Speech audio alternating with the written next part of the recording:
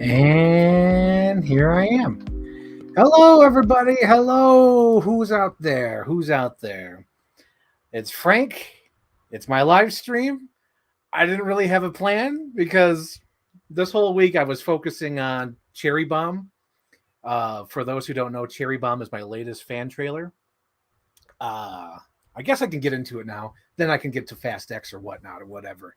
So, hello, Filler Vision. Yes, awesome. Cade's here.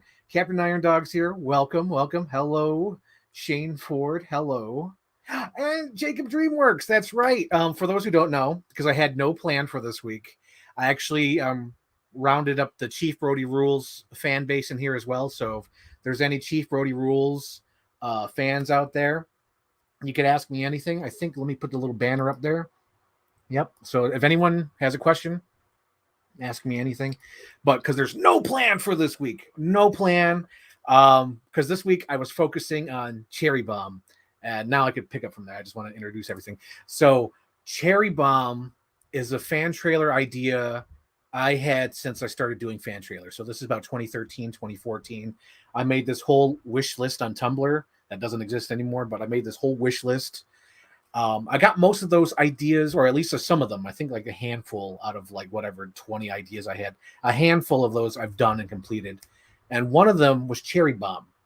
And Cherry Bomb was inspired by the career of Sasha Grey, because I always thought it was so cool that Sasha Grey started as like this famous adult film star, and she was like world famous, and she just up and quit, and then started doing some movies, became a DJ where she traveled the freaking world, filled up stadiums, and now is like a video game streamer, and she's still world famous. There's a video out there that came out, I think, a couple years ago or maybe last year. I forget when. I'm subscribed to her, and occasionally I'll watch one of her streams or whatever. But she went to Italy for like a vacation to see like the Leaning Tower of Pisa, and like there's a mashup video she did where like every 5 minutes someone is stopping her to take a picture because they know who she is, and that to me is just wild. And I think back then it was tougher because 2013, 2014, I think she was like one of the only adult film actresses to actually go over to like mainstream successfully. Now I feel like there's a few more that have been able to do that recently just because of social media and their fan events and things like that. So I was really inspired by that, and I wanted to use Kristen Stewart. Like specifically, I'm like, Kristen Stewart's the actress I want to use, because in my mind I had like, okay, I have the movie The Runaways. I want to use The Runaways. And I think at the time there was like something else. I'm like, I want to use The Runaways where I have Kristen Stewart become like this adult film actress, and then like a rock star, and then like an actress. But like at the time, her filmography was not that much. I didn't really have anything to work with at the time. And I was like, it can't work. So I kept an eye on her, see what movies she did, and over time she did a lot. She like widened her base for movies, and I feel like I was always trying to get it off the ground because I was doing research the last couple days because I've been hyping up Cherry Bomb. I'm like, Cherry Bomb's coming out, Cherry Bomb's in the works. I gotta talk about Cherry Bomb. So I've been looking at old tweets just to see the history of it. And it was just interesting just to see how like I was struggling with like trying to find like references and all, because the thing with Cherry Bomb is like for the last 9-10 years I've been slowly building up like references, clips from different things, and then in 2020 I decided to go to HD. So all the shit I had collected didn't matter anymore, so I had to rent all these movies again to get HD copies, because Cherry Bomb was going to be, I think at the time I wanted it to be my first HD trailer, but it would take too long to make it happen. And I think since COVID happened, my whole like mindset changed. So then I refocused my idea to that Godzilla trailer, because like monster movies, Godzilla, because like the news was just like, oh no, what's happening to the world? So I was sort of in like that doomsday mind. So I was like, okay, let me try to work on this Godzilla monster movie I had. It was, again, that originally wasn't supposed to be a Godzilla trailer, but I knew comments would say, "Oh, this is a great Godzilla trailer," so it became a Godzilla trailer. But it was just supposed to be a kaiju movie, because that's the reason why in that like that trailer, it always focuses on the characters, because it's a globe-trotting movie. It's sort of inspired by Syriana and Traffic, where you just follow all these characters. But anyway, that's 2020. So the Kristen Stewart project was put on ice, and just gathering references, gathering clips. Um, but I was always like, struggling with that idea, and it's just been in the works for so long.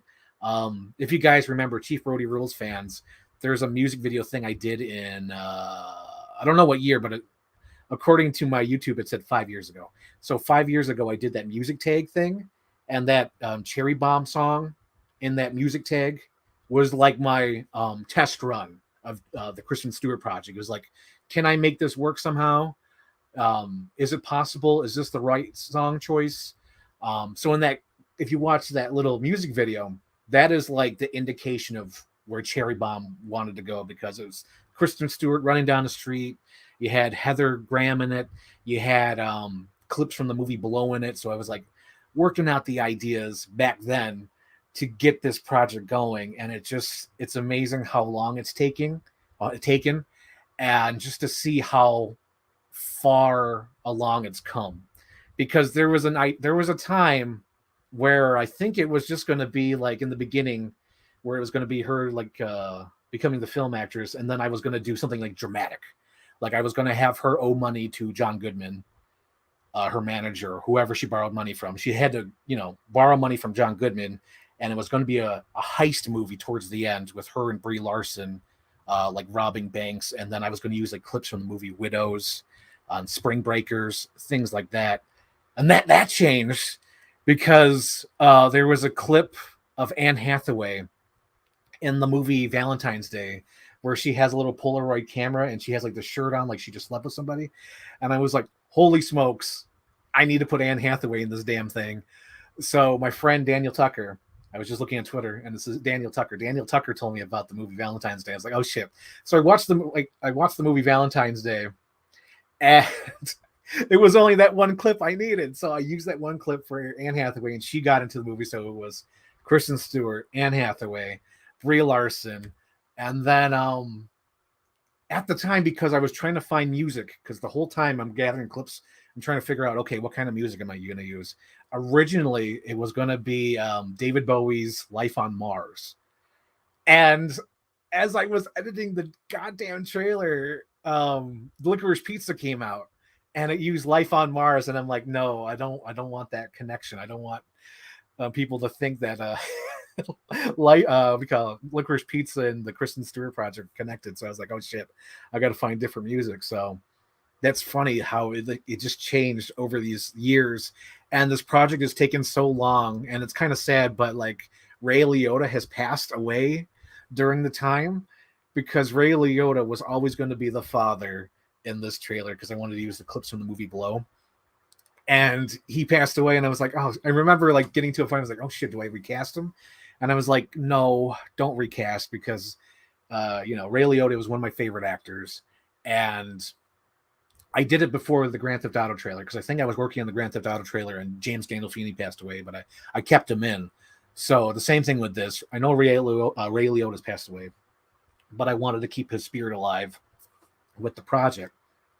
And it's just so funny how a project changes through the years, because originally I wanted to have Demi Moore as Kristen Stewart's mom. Like that was like one of the original castings, like from the beginning. Like Demi Moore is going to be Kristen Stewart's mom. Demi Moore and Ray Liotta are the parents. And as I was working on the project, it was getting harder to find clips, and I wanted more interaction with Kristen Stewart, like actual interaction from her movies. So I was like, what else could I use? And I believe someone on Twitter, just randomly, someone who I follow shared a clip of the movie Still Alice. And it was like a table scene with Julianne Moore and Kristen Stewart, where they're talking back and forth in actual conversation. And it was all the lines I needed for the trailer. And I was like, holy shit, So Demi Moore got recasted, and I got Julian Moore into the project, and that fit in like a glove. I was like, perfect, wonderful, amazing. But yeah, that whole last section, every the part from where it says this summer until like the end of the trailer was like the toughest thing I ever had to put together, because I was just like, how the hell am I going to make this work? Am I going to squeeze in all my ideas? Can I squeeze in all my ideas? Do I need voiceover? Do I not need voiceover? So that took forever. Like that first part was sort of easy after I started getting all the pieces in. And speaking of Licorice Pizza, going back to casting, so I went to see Licorice Pizza, and the freaking Bradley Cooper performance was so good. I was like, damn, I think I want to put him in my fan trailer. So I got clips from A Star is Born and Limitless and the TV show Limitless. And I was like, damn, that's perfect. And the movie Joy. The movie Joy was the biggest thing too, because like Godspeed, good luck. And he's like, oh my God. And just like him being so excited in that movie Joy, I was like, shit, I need to put Bradley Cooper in my movie, or my fan trailer. So I put Bradley Cooper in there, and it sort of just like fell into place. Like, yes, this is the story. It's not 100% what I wanted to do, and I don't think it's the perfect trailer. Because I'm hard on myself. So when I watched the trailer, there's a point like I guess I knew it a couple months ago, or maybe a year ago, whenever I was working on this, because this project took so long to make. I think I knew back then, and more recently as I was editing, I'm like, it's too late now. But like I kind of felt like the Ray Liotta and the Julian Moore parts are like it's like the same shit. Like you just heard Ray Liotta say she could do anything with her life, and now you hear Julian Moore say she could do with her life. It's kind of repetitive, but I felt like, no, you're going to pack the cast, fill the cast in, add more interaction. Although I think that's like the weakest part for me. But you could see where like all these old ideas fit into the trailer. That's why John Goodman is there, because he was supposed to be the manager she owes money to. That's why Demi Moore's in the beginning. So right now, story-wise, the reason why that part stays in with the girl watching Demi Moore on the stage is because I wanted that little girl to be Kristen Stewart, like in the beginning.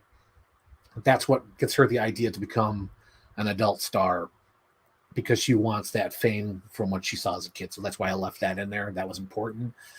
Story-wise, I couldn't replace that. So, like, because when I make these fan trailers, it's like I try to picture the movie. Like, okay, I want there to be like an opening scene where there's like a flashback when she's a kid, and I want this, that, and the other, blah, blah, blah. But yeah, it's just so funny how much the idea has changed and shaped to the clips I've found and to the outside things affecting it, like Licorice Pizza with the music and such. And there's just so much stuff squeezed into this trailer. There's like with the music choices, I took inspiration from the trailer 54. I took inspiration from White Boy Rick. I took inspiration from Showgirls. In the beginning one says indulge, sexy, or whatever, nasty, whatever those words are. That's all from the original Showgirls teaser, because they couldn't show anything in the teaser because the whole movie's like NC-17. So that's why they could just show those words, and all those words were from that trailer. And I think I might have switched one or two, because I think there was also another trailer that I sort of took inspiration from just because of that. It was the movie Filth with James McAvoy. I think I took some words from that as well. And then, oh my God, just it's so funny. So hang on, let's do a running commentary, and I could like pause as we go along. Let's see. Hit play. Okay, so this, first of all, this red band thing, I wanted to make sure it was fun and show that this is, Chief Brody rules. Like, this is Chief Brody rules coming back, because when I started doing this, it was I think I did the math, or was looking at the thing. It had been 2 years since I did a proper like fan trailer mashup. So I felt like this needs to be like the ultimate return to this. So that's why I did this custom green band thing. Sort of doing an homage to my older fan trailers as well, with the Amity PD, and really going for it. Let's see. And it's so funny just to see how much has stayed. So if you go to my Twitter, I do have a rough cut. So like most of the stuff here in the opening has like stayed the same, and it's just crazy. Like there's so many movies here so far. So we have Tanner Hall, we have uh, Rock of Ages, we have uh, Pleasure, we have Showgirls, and I believe there was even like some other movie there too. Like oh, Argo. Argo was in there with the girl with the space gear. That was from Argo. And then there's some deep fake stuff I found on the internet. And then this is from what do you call it? Striptease. There's just so many movies. Neon Demon, Pulp Fiction, Star is Born, Hustlers, A Personal Shopper, music video with Kristen Stewart, Neon Demon, and like it was just crazy. Like all this is right here, some Showgirls, and then the little face turn. The face turn came through editing and trying to work things out because originally I wanted to have like a pinball machine, like you just see like the ball bouncing around because I wanted to have her like her because I wanted the, because it's a pinball machine, it sort of represents her, how she's bouncing around from like career to career or what job to job, and she's not really paying attention. But it just didn't look right. It looked too busy. I didn't like what the pinball thing looked like. So I had this idea because I was inspired by Control Delete Face or Control Alt Face. I don't know if you guys know him. He's the one who did the deep fakes of Bill Hader and Tom Cruise. So I took inspiration from that, and I wanted to do like the face turn with Kristen Stewart doing the face turn using her photos, because like Kristen Stewart has so many photos. She's done so many photo shoots. So I lined them all up and I did a little head turn with Kristen Stewart for that. And then this shot is from the movie Nobody, because I had that. I like that car thing. And again, with the music and even the title of the video, for the longest time, I was struggled with the title. Of course, in the beginning it was called Cherry Bomb, but then there was a point where I was almost like, do I call it Heartbreaker? Because there was a time when I watched Nobody with this clip here where I was inspired by, like, do I use that Pat Benatar song, You're a Heartbreaker, Dream Make? Like I thought that would be perfect for the trailer as well. So the only thing that lasts of that, remains of that idea is the shot from Nobody. No, hang on. Yep. And then this clip here is from JT Leroy, On the Road. And then Personal Shopper. But this clip here came from the out of print copy of The Girl Next Door, because like all those copies of The Girl Next Door were super expensive, and I lucked out and I found a copy that was like $10. And the reason why it was so cheap is because the person didn't have the DVD box anymore. They had like the little slip cover that went inside the DVD box, the Blu-ray box, but all they had was the disc in that. I was like, I'm gonna get it. I need it for that one shot, or see what the movie had, because it was about the adult film industry. So like I knew like there's some clips I needed from it. There's like 3 important clips from The Girl Next Door that are in this that tell the story, and I thought this shot was perfect. I was like, oh man, that's amazing, because you could see like little Paul Dano in the background, the background. Oh my gosh. And then we have Charlie's Angels. I think Charlie's Angels is what got the idea started, because I noticed going through my tweets, I believe I started working on this in 2018, 2019.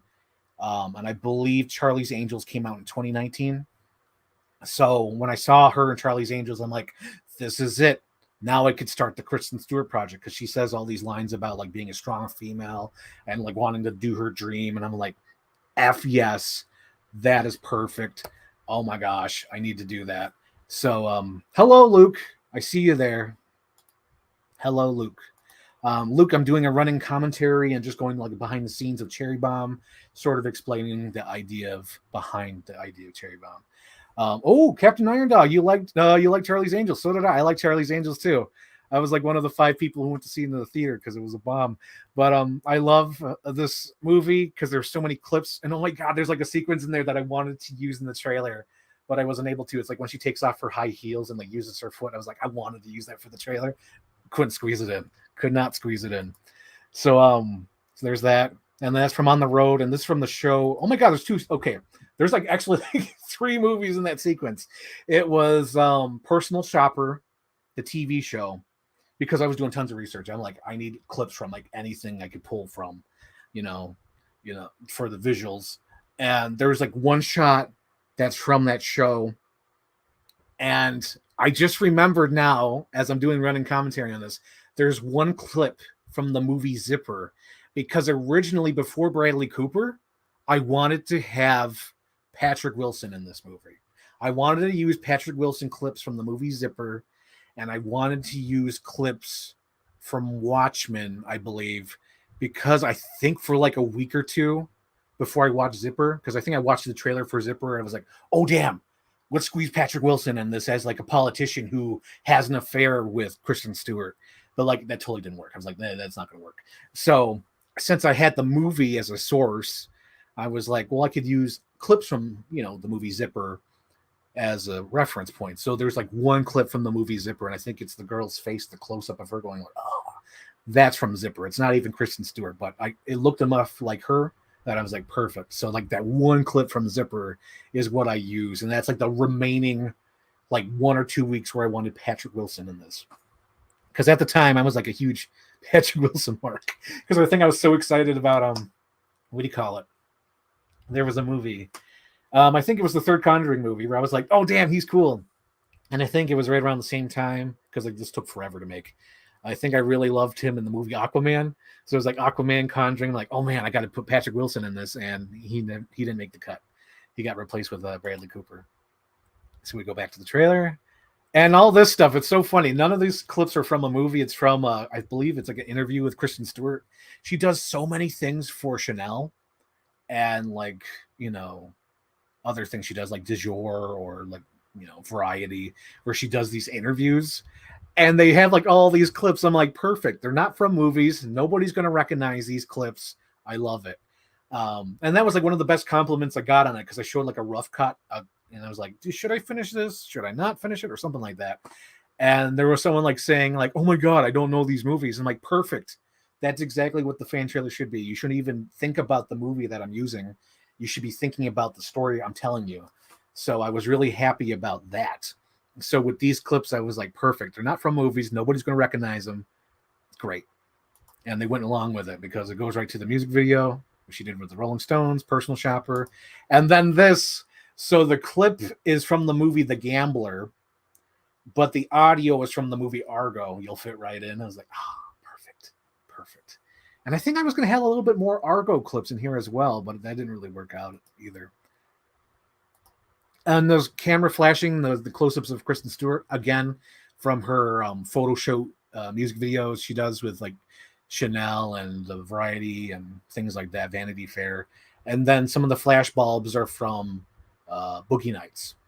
This clip here, thank you, Daniel Tucker. If you do watch these streams, thank you, Daniel Tucker. He's the one who led me to this, because on Twitter I follow all these fan accounts, and they shared this clip of Anne Hathaway taking the camera and she's like smiling, and I was like, oh God, what movie is this from? Because that could line up with Meet the Rileys or Welcome to the Rileys, starring Kristen Stewart, because it has like the same sort of like color palette.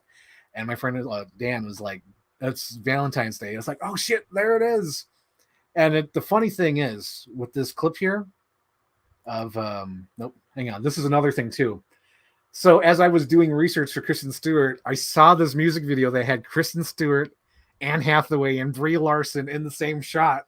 And I was like, God damn, this is going to be perfect. I need to use this. But the funny thing is, that's not Anne Hathaway's voice. It sounds exactly like Anne Hathaway, but that is not her voice. It is an actress from the movie About Cherry. About Cherry is another movie about an adult film actress, but there's this actress in this movie. And I was like, editing and just like listening to the voices. And I was like, holy shit, that sounds like Anne Hathaway.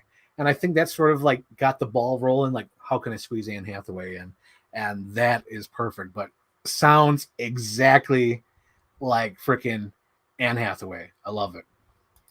Boogie Nights, of course. And then this is from the movie Joy, Godspeed, Good Luck. And then that's from About Cherry. I'm going to skip a little bit here because it gets a little bit inappropriate there. Because this is a live stream. I don't know if I'm going to get copyright and stuff. So then we have Boogie Nights. And this clip here, again, not their voices. It's not Brie Larson's voice. It's not Anne Hathaway's voice, but their voices sound enough like these actresses from that movie where I was like, that'll work. I could do that. So this clip here is just Brie Larson from the movie Captain Marvel, and her lips match with She's New. And then that's from Devil Wears Prada. She's hot. And I was like, perfect.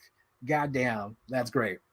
And then that's from another modeling video. And this is from the Limitless TV show. Because I was like, okay, I'm looking at Bradley Cooper. I need some Bradley Cooper clips. So I was looking at Limitless. And I didn't know there was a Limitless show. And apparently he did a cameo on it. And I was watching the clip and I was like, God damn, that's a great line. I was like, damn. So it was just like slowly falling into place. But again, this was just the beginning of the video. I needed to tell more story, and I didn't know where I was going to go from here because it was difficult. Lemon, difficult. That is a tiny clip from a movie with Brie Larson in it. And I don't even think she's really in it. I think she's in the movie for like 5 minutes as a cameo, but she's in it. Again, skipping ahead a little bit. Again, I think skip ahead a little bit because all those clips are from like Eyes Wide Shut, Bohemian Rhapsody, some other movies as well. Smoking Aces, Wolf of Wall Street, all the depravity kind of movies where it's like you're seeing this party about to be raided by the police. Yep. So that's from American Ultra. That's supposed to be Kristen Stewart being pushed against the wall. And then this transition was always there. So if you watch there's a video I did where I showed like a preview. I think it was like the top 10 Frank Ireland projects or the Chief Brody Rules projects, where I was like, here are the videos I'm working on. And I believe this part here has been there since the beginning. So that was really interesting. I was like, damn, that's great. That's great. Let's see. Oh, we got a comment here. Call it. CT just saw it. Amazing work. Thank you. Thank you. Yep. So right now I'm just doing a running commentary of the fan trailer because this thing is something I've been working on for like 10 years and just it's exciting to finally have it done. It's something that like I kept close to the chest because there was like people who thought it was going to be like an action movie. Like they thought it was going to be like something like Atomic Blonde or something because I had a history of doing like action movies. But like this is going out of my wheelhouse. This was me going to do a drama, like a serious drama with like a adult subject matter, because all the other stuff I did was sort of fun, and this was like that. Again, a shout out to what do you call it? Ultra Sergeant. He gave me the movie Seberg. There was going to be more Seberg clips, but at the end, you know, pick and choose. Things changed, storyline changed. I had to abbreviate some things, adding more actors in, so Seberg had to get cut out. So there's like a few clips used from Seberg, but they're all essential. Like this clip here is essential because I needed that clip of that pool shot because this pool shot connects to her standing next to the pool right here, you know, doing a photo shoot. And then here, Still Alice saved me. Still Alice saved me with these clips. And it's just amazing. I think I'm going to skip a little bit because there's a little bit of deep fake action. Oh, this clip right here is insane. This shows you how long I've been working on this project. This clip is a recent video that she just did this year. I believe this video came out in like February of this year. So it's like, yeah, I'm still waiting for clips to show up to see what I can use for this project. Because this clip here is like a recent thing she did for, I believe it's for Chanel. She was doing like a fashion show. So she did like this Hollywood fashion show like video on their channel, and this clip was in it, and I was like, god damn, after 9 years of working on this, I'm still finding new clips to use in this trailer. So there's that. And then right here, this is another important shot from the movie The Girl Next Door, because it's perfect. It spells it out. Adult film convention. Perfect. We have Limitless. Oh, another shot. This is a shot from the show Girl Next Door. And that's from the movie Pleasure. That helped me out. I was like, oh, that implies exactly what's going on. Exactly, without going too far. You just see two guys coming up out of focus, and we cut to this shot from Seberg. Another important shot, because Kristen Stewart doesn't really do this kind of shot in other movies, the other filmography she's done. She doesn't do this on Underwater. She doesn't do this in Charlie's Angels. It's specifically Seberg, and this was perfect. It was like it implies what happened, and it tells the story without exaggerating it too much. I was like, perfect, perfect. What else we got here? Another clip from Seberg, and then this is from the movie About Cherry, which is great because we had Heather. What's her name? I believe it's Heather Graham, because she's also in Boogie Nights as Roller Girl. So that's perfect, perfect homage and reference. And this is all great. This is all montage. Love the camera movements here. I love the shot where it looks like they're looking at each other. Like they just had an argument. They just broke up. It's great. And then this shot too, where they're talking in a hotel room. It's perfect. Perfect. And then I think I'm going to skip a few clips here. You just need to know that they're from the movies. Pain and Gain, Bad Boys, Charlie's Angels, some other things. And then we get to this. So the reason why I thank Kirk Beatty and my friend Shades at Night here is because he's the only one who got like an advanced screening, because I got to like the final edit and I hired somebody to do voiceover. And I was like, I don't know if the voiceover works. Do I need the voiceover? And I trust him. I've been working with him for like 13 years. We've been friends online. Kirk has always been there with my fan trailers. He was the one who started me with these. He gave me the audio stem for The Dark Knight. He gave me the audio stem from Winter Soldier. So I trust Kirk. So I was like, Kirk, will this work with voiceover, or should I take it out? Or, rearrange the voiceover? Do I just leave it for the title? Do I take it out for the title? Do I just leave the names being announced and I have no audio for the title? He watched it and he said, what you need to do is take out the voiceover and just leave it for the title. And I was like, okay, I trust you. I believe you. That's great. Because I was so nervous, because this whole part is just music and it's like the title crawl, like roll call. And I was like, oh God, does this work? Should there be something here? Should there be audio? So like this all had voiceover at one point where it was like Kristen Stewart, Anne Hathaway, Bradley Cooper. And I was like, oh God, does it work? Does it not work? But Kirk said, lose it, just keep it for the title. And I was like, yeah, it makes sense. It works better. And so this is like from Limitless, and the other one was from Love and Other Drugs. And I mentioned it on Twitter, I believe yesterday, where I felt sick to my stomach because I missed out on a joke. For this, and I was like, fuck, I hope nobody notices. So right now, since I'm doing like an ultimate, commentary track on this, I wish I had Academy Award nominee Kristen Stewart, Academy Award winner Anne Hathaway, Academy Award winner Bradley Cooper. I wish I had all that shit. I forgot to do that because it slipped my mind. So in the final stages, I was not able to put that in there because I did not have access to Photoshop.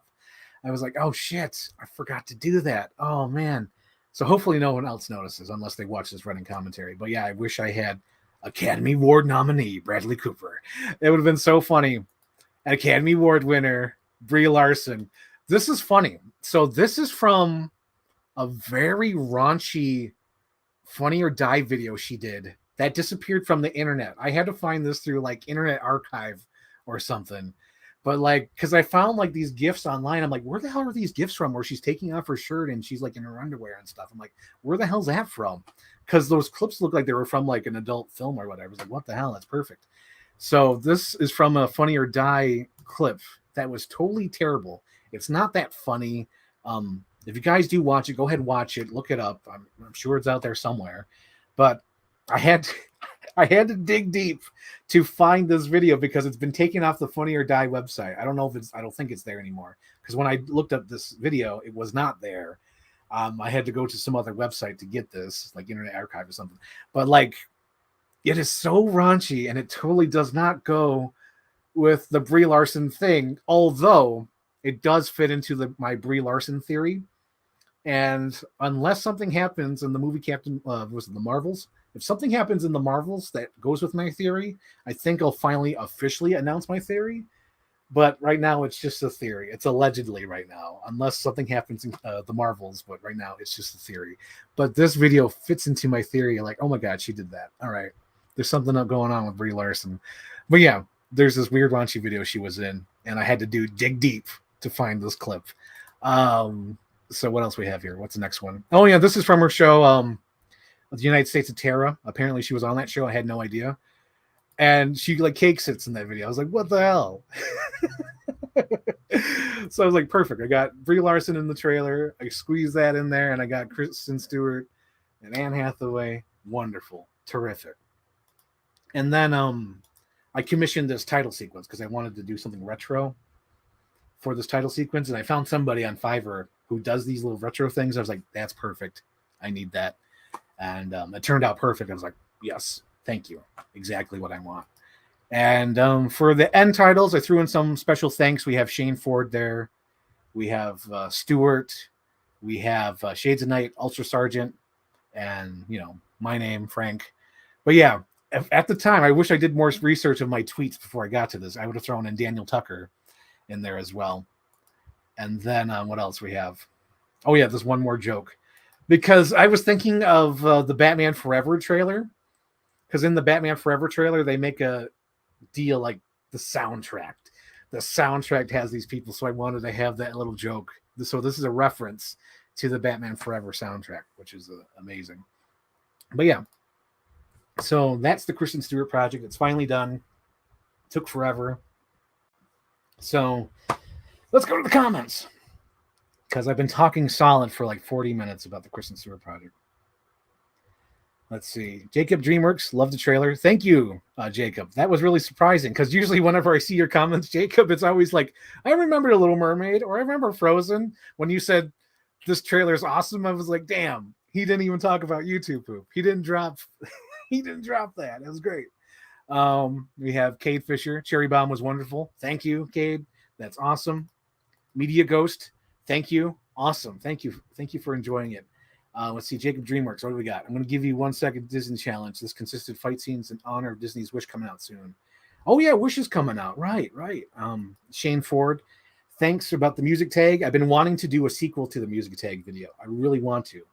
I think a couple years ago or last year, Stuart asked me my favorite songs, and I sort of want to do a sequel to that. Use those songs that I mentioned in that tweet.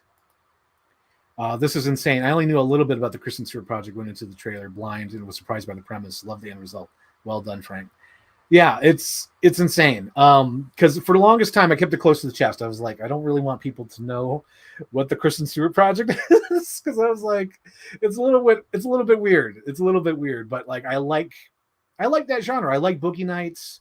I like what do you call it? What's the other movie? It's sort of like that, like Casino and like Goodfellas, where it's like the crime lore and like the underworld and kind of shady stuff like that. Where it's like I like that kind of premise, and like The Runaways. It's like a sort of like that biopic kind of thing. I wanted to do like a fake biopic basically with this. But yeah, it was something different, because I think I've done everything. I was looking at my filmography, my fan trailer filmography. So it's like I did, within the last couple of years, I did The Dark Knight Returns starring Bruce Willis as an old Bruce Wayne. I did a deep 90s Gone Girl trailer with Harrison Ford, Julia Roberts. I did a Godzilla trailer, Brad Pitt, Mark Wahlberg, Bruce Willis, Jennifer Connelly, and now this Kristen Stewart project. Kristen Stewart, Brie Larson, and who else was in there? Brie Larson and Bradley Cooper. And it's like all these actors. It's just, oh my God. So it's like, it's just amazing that it's finally done. It just took forever to make, and there's just so many references in it. Okay, what else we got here? Sailors fighting in the dance hall. It's so funny. There was a point recently where I was like, I'm having so much trouble with the ending. Do I just bring back Life on Mars? It's been a while since Licorice Pizza. Oh man, that's so funny. Okay, so we have Luke Decker here. Hello. The face turn is so well done. Thank you, Shane Ford. Thank you. And Kate says, hello, Luke. Hiya, Luke. Love the face turn montage. Yep. Thank you. Paul Dano's best film. No, that best film would be There Will Be Blood. That's like one of my all-time favorite quotable movies is There Will Be Blood. Charlie's Angels is such a good film. I love Charlie's Angels. One of the 5 people saw it. Patrick Wilson is great in the film Stretch. Shane, because I was doing research, and literally I think this was going to be one of the movies I was going to use but I realized Zipper was unusable, so I didn't even bother getting Stretch. But if the movie Zipper worked out for the project, I was going to get Stretch to help me out with it. Like it was that close where I was like, Stretch is in my watch list on eBay to order, but it never happened. It never happened. He's really good in Phantom of the Opera, probably the best earliest film I saw him in. Yeah. I was a huge like Patrick Wilson fan, and he was going to be in the trailer, but he got cut so much where I almost forgot about him until now when I was doing the running commentary. Like, oh yeah, that's right, Patrick Wilson was supposed to be in the trailer. That goddamn Pit is insanely good editing, super seamless. Bit. Thank you. I think you're talking about how we replaced the voices with Anne Hathaway, correct? Just want to make sure. Let's see.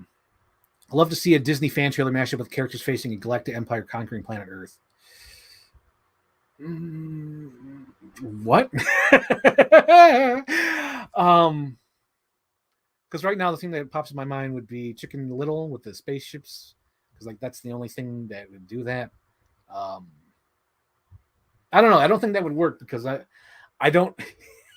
It's one of the reasons why I don't do YouTube poop anymore. It's because I don't have the technology or the time to cut out characters from other cartoons and put them together like an Avengers kind of thing. I can't do that. And this would require that. And it's like, I can't do that. I don't even know if I could do a Disney. I don't know if I could. I don't know if that would work. Yeah, I don't know if that would work. Yep. I think I read this one. Thank you, CT. Thank you. It's crazy Cooper showed up in a Limitless TV show. I know, right? I think the thing with Limitless, because what I realized about Bradley Cooper is a very loyal guy, and I think he recognizes that Limitless sort of made him a star. So I think he was like willing to go back to be on the Limitless TV show to help it out, because I think he has loyalty to people who've helped him out and things that got him along the way. So I think that's why he was on Limitless, and I also think like he had like a lot to do with the making of Limitless. He might have been a producer on that movie.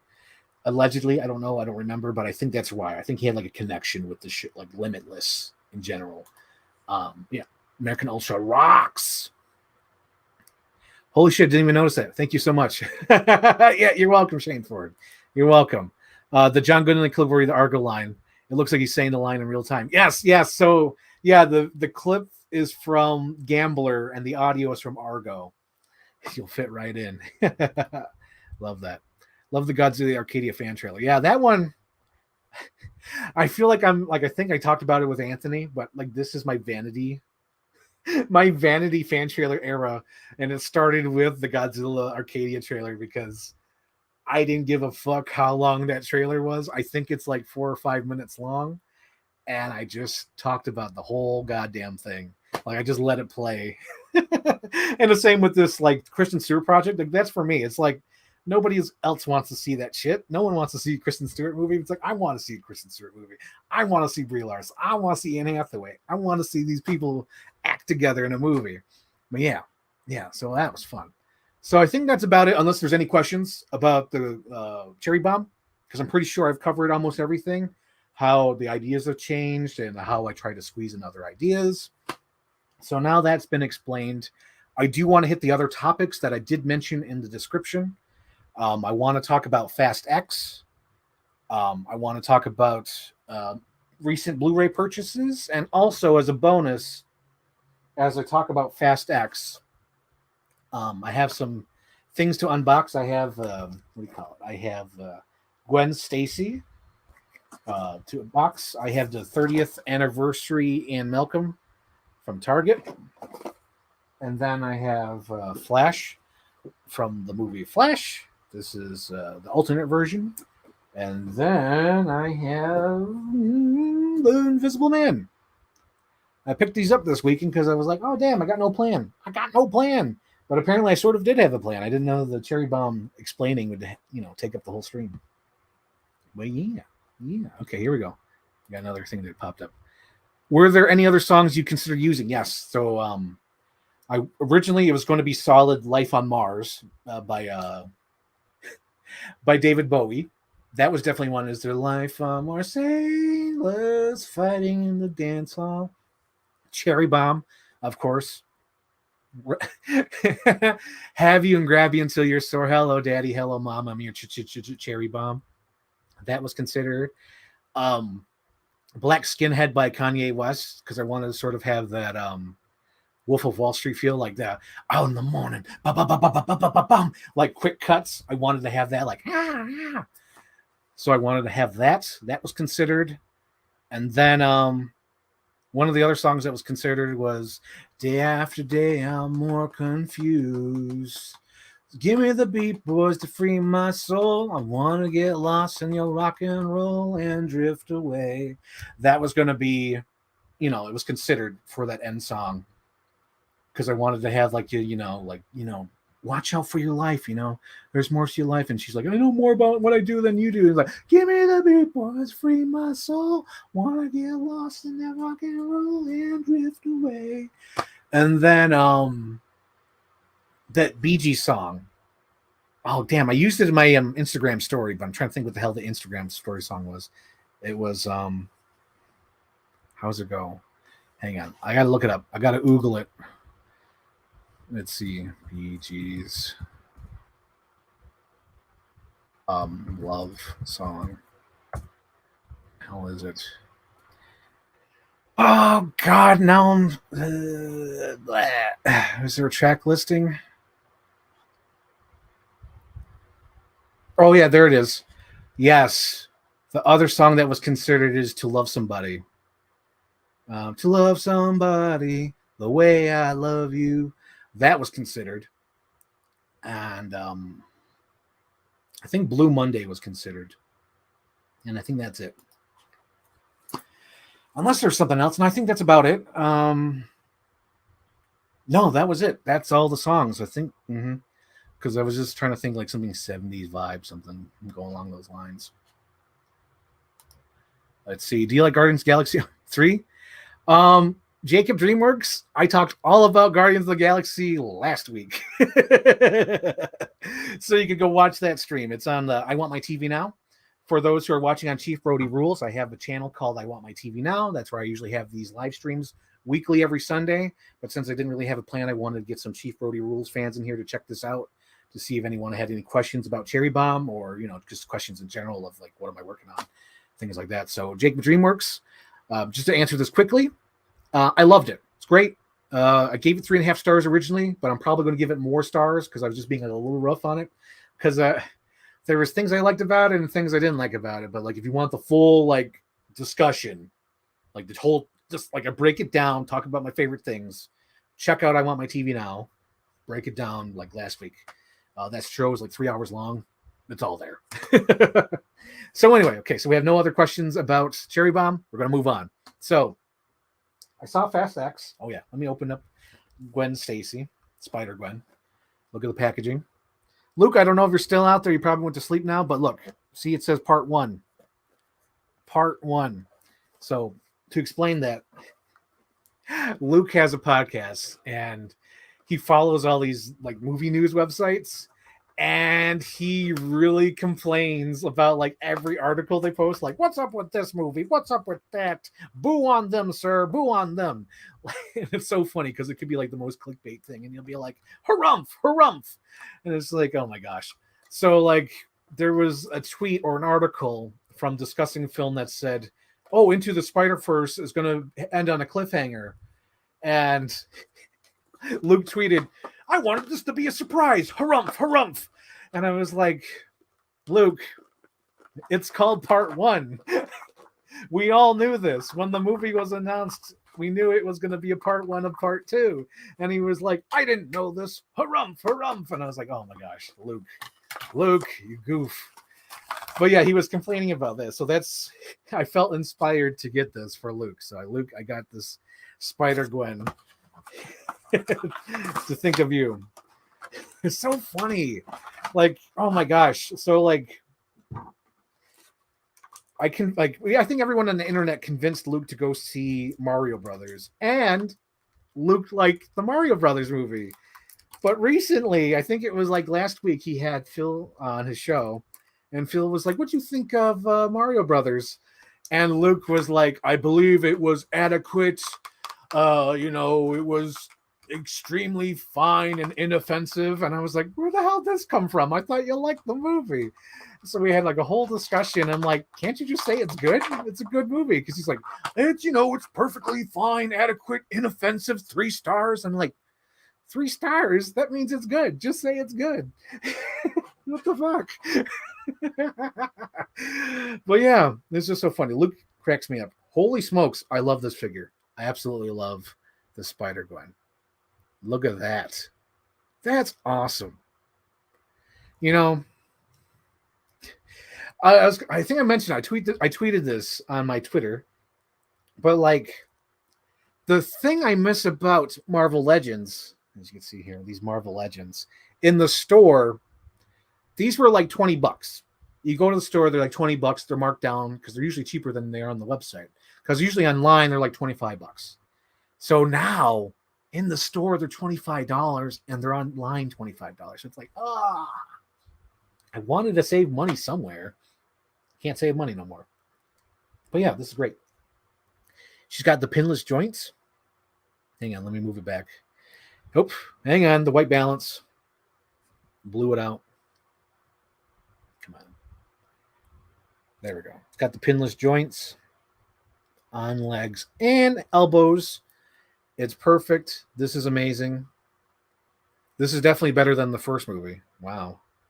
Excellent. Excellent figure. Excellent. She comes with an alternate head and hands. I forgot to take out the alternate head. So yeah. Oh, there you go. Yeah. See, there's proof. Yeah, Captain Iron Dog. He did a complete 180. Yeah, right.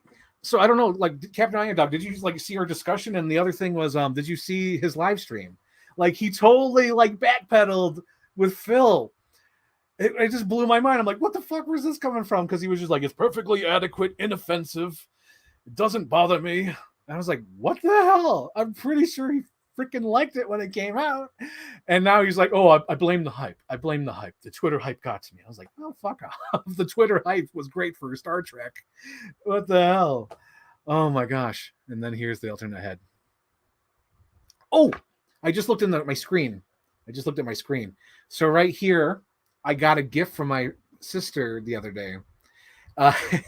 She's been giving me some like gifts to decorate my new apartment and stuff. So she's like, I got you this. So the plan was either to put this in the DVD room or here in the background. So I figured put it here in the background because Chief Rody rules. We're going to need a bigger boat. So that's for my sister. My sister is hilarious, guys. Holy hell. So we saw Fast X and she just cracked me the hell up. Oh my God. Like, I don't even have it. I said I was going to get ready. I don't have it ready though. But I guess I could show it on my. Oh wait, I can't show it on my phone because it'll show their phone number. Damn it! But you know, in the movie The Dark Knight, when the Joker's at the party where he's like drinking the wine and he says, "I'll settle for his loved ones," and then that guy, that governor's like, "We don't, and we're not intimidated by thugs," and the Joker goes like he does that face. My sister does that face for real. She does that. She does that look whenever she hears something stupid, or if she doesn't believe what you're saying, or if you say something that just puzzles her to no end, she'll go like, she doesn't do the, I'm doing that because I can't help myself, but she does that Joker look exactly like in the movie. It just cracks me the hell up. And she just does like this weird shit. Like, we were trying to tell her something and she's like, no. I'm like, why are you saying no like that? And she's like, I don't say no like that. It's like, oh my God. She just cracks me the hell up. And I compared her to that movie, There Will Be Blood. So There Will Be Blood's one of my all-time favorite movies, one of my all-time reference movies. And to me, she reminds me of, she's like Eli Sunday and I'm Daniel Plainview. Because with me about movies and pulp culture, it's like, if I say I'm an oil man, you will agree. It's like, you will agree with me. So like in the movie Sing 2, the John C. Reilly sheep character is not in the movie. John C. Reilly's character is not in Sing 2. and we were having a discussion about this, and my sister gave me the Joker look like, and she said, well, he's not on screen, but he's in the background. He could be in the city somewhere. And I felt like she was like Eli Sunday telling me that I need to pay more money for this plot of land because there's oil on it and that I need to build a church. And I'm like Daniel Plainview, like, no. Oh my gosh. But she just cracks me the hell up. And she did something where she kept saying like no, no, no, and I'm like, why do you always say no? She's like, I don't say no all the time. I only say no when I answer a question. And I was just like, that's hilarious. She is just too fucking funny. But I keep changing the subject. I saw Fast X. I don't know how. Okay, how do I start with Fast X? Captain Iron Dog, help me out here. I know you saw Fast X twice. You really got to help me out here. So with Fast X, I don't know. I don't even know where to start. I guess it's a mess because there's a point of the movie where my mom said, I'm going to get up. I'm going to go get a drink, my refill. I'm going to get more food. Frank, do you want anything? And I'm like, yes, please give me another pizza, because I realized there's probably like an hour and a half left or more movie. And I noticed my sister on the other side of me, she like sighed and then curled up. But then she had to adjust so she didn't fall asleep. But she literally sighed and started curling up. And my ass got tired and I had to keep adjusting myself. And this was probably around the point of the movie where I think Letty is in the hospital room with Charlize Theron. And I think all three of us got incredibly bored or burned out by the action. And there was like no recovery after that. And I think that's like right in the goddamn middle of the movie. And that movie, like, it's going to wrap into my next subject. Let me take it out for reference. So I was watching Jumanji last night. And recently I've been curious about perfect movies, because to me, I consider Jumanji perfect movie. It's like flawless. To me, this is along the lines of Jurassic Park and Tremors, where it's like, it's flawless. You can't complain about this movie. There may be some visual effects that are dated, but this is a perfect movie. And I was trying to figure out what exactly makes a perfect movie, because I've been trying to figure that out as an editor. So in the beginning of the movie, you get introduced to the game board, and you meet Alan. He's being bullied. You meet his father. You meet Soul Man. You know it's 1966. Alan gets beat up. His father is very demanding. He wants to run away. He's got a girlfriend named Sarah Whittle. They start playing the game. Alan gets sucked into the game. The girl runs out. Exactly as the door slams with all the bats coming out, 15-minute mark. Within 15 minutes, you're established of what the game board is doing. You're established with the world. You're established with basically the rules that this is a magic game. Next 15 minutes, it's modern day. You meet these kids. Their parents are dead. They live with the aunt. They bought the house. They see some bats. They're very troubled. The girl lies all the time because she's dealing with the loss of her parents. The kid's not talking. That's 15 minutes. They start playing the game. Freaking, I think monkeys come out, and then mosquitoes come out, and then freaking exactly 29 minutes in, almost the 30-minute mark, Robin Williams comes into the movie. So within 15 minutes, he gets sucked into the game. By minute 30, we're introduced to Robin Williams. And then the next 10 minutes is devoted to him, learning about the rules of the world, the present day, finding about what happened to his parents. And about 45, 50 minutes in, they start playing the game and they realize they have to get Sarah Whittle. And it's like click, click, click, click, click with editing. It's so perfect. It's almost on the dot perfect storytelling in a reasonable amount of time on screen. They're not wasting any minute. They want to get the movie rolling. With Fast X, getting back to Fast X is like it's like, and then this happens, and then this happens, and then this happens, and then this happens. And it's not good storytelling. It's like, I don't know if you guys, because I watch a lot of interviews, so all the shit's in my head. There's an interview with Trey Parker and Matt Stone from the guys who do South Park, and they were talking about storytelling, and they're like, with great storytelling, it should be, this is what happens in the story, and then thus this happens, but then this happens, and then that causes this to happen, and they have to do this, but this happens. Like, there's like cause and effect for good storytelling. Fast X, there really isn't any of that. And there's so much wasted time because I think it's almost like contractual. Like, each actor has to at least have 15 minutes. It almost seems like that. Like, where they all have to have contractually like 15 minutes or whatever screen time on screen. And it's so funny because, like, in that movie, nobody gets hurt.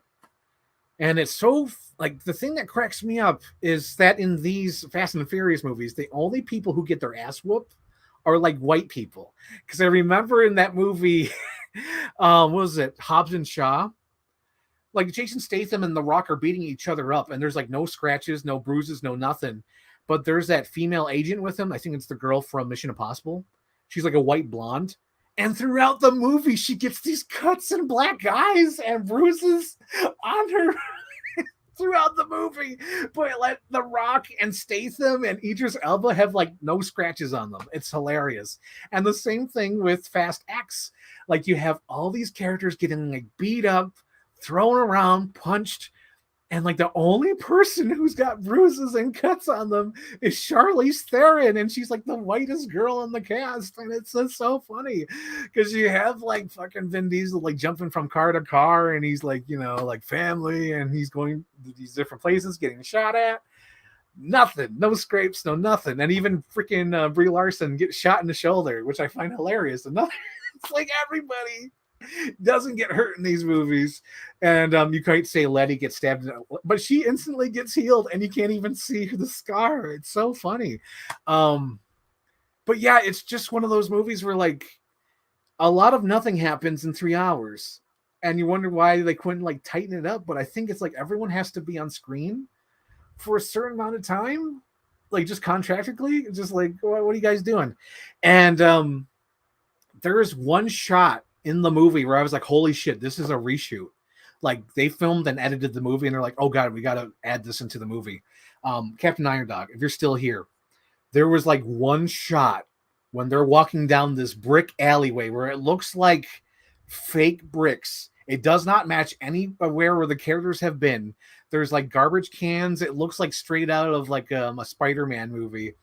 And it's Roman, Ludacris, and the tech girl, and the Asian guy, Han. And they're like, where are we going, Han? And Han's like, I know a place, and we got to go there. And like, that's it. They say like 2 or 3 lines in this alleyway. And I was like, holy shit, that's a reshoot, isn't it? Because like, if you're editing the movie, you got to be thinking like, oh god, how does Han go to this place? It's so awful. Oh my god. Yes, you know what I'm talking about. Oh my god. Yes, thank you. Because it's so like, it looks like a scene out of The Room, because they have all those like those fake brick walls. It doesn't match anything. It looks like something Gotham goddamn City or some shit. It's like, where the hell are they? There's that. Oh yeah, there you go. Vanessa Kirby. She was wonderful in No Matter. Yes. I'm not even saying I did not hate Hobbs and Shaw. Hobbs and Shaw was awesome. I'm just saying that nobody got beat up in that movie except her. She was all battered and bruised. What was I saying? Oh yeah. So let's talk about Jason Momoa. My fingers are crossed that he's like the first gay villain in a movie, like a mainstream blockbuster movie. I hope he's gay. If not, make him bisexual, make him something. Because at the end, I'm going to do full spoilers, because whoever saw Fast X is a fan. They've seen it already. But I'm hoping that big giant muscle dude who worked with the agency, I hope they're partners. I hope they're freaking lovers. That would be the best thing I've ever seen in an action movie, just to see like a buff Jason Momoa with another buff dude trying to take down this family. It would be just hilarious.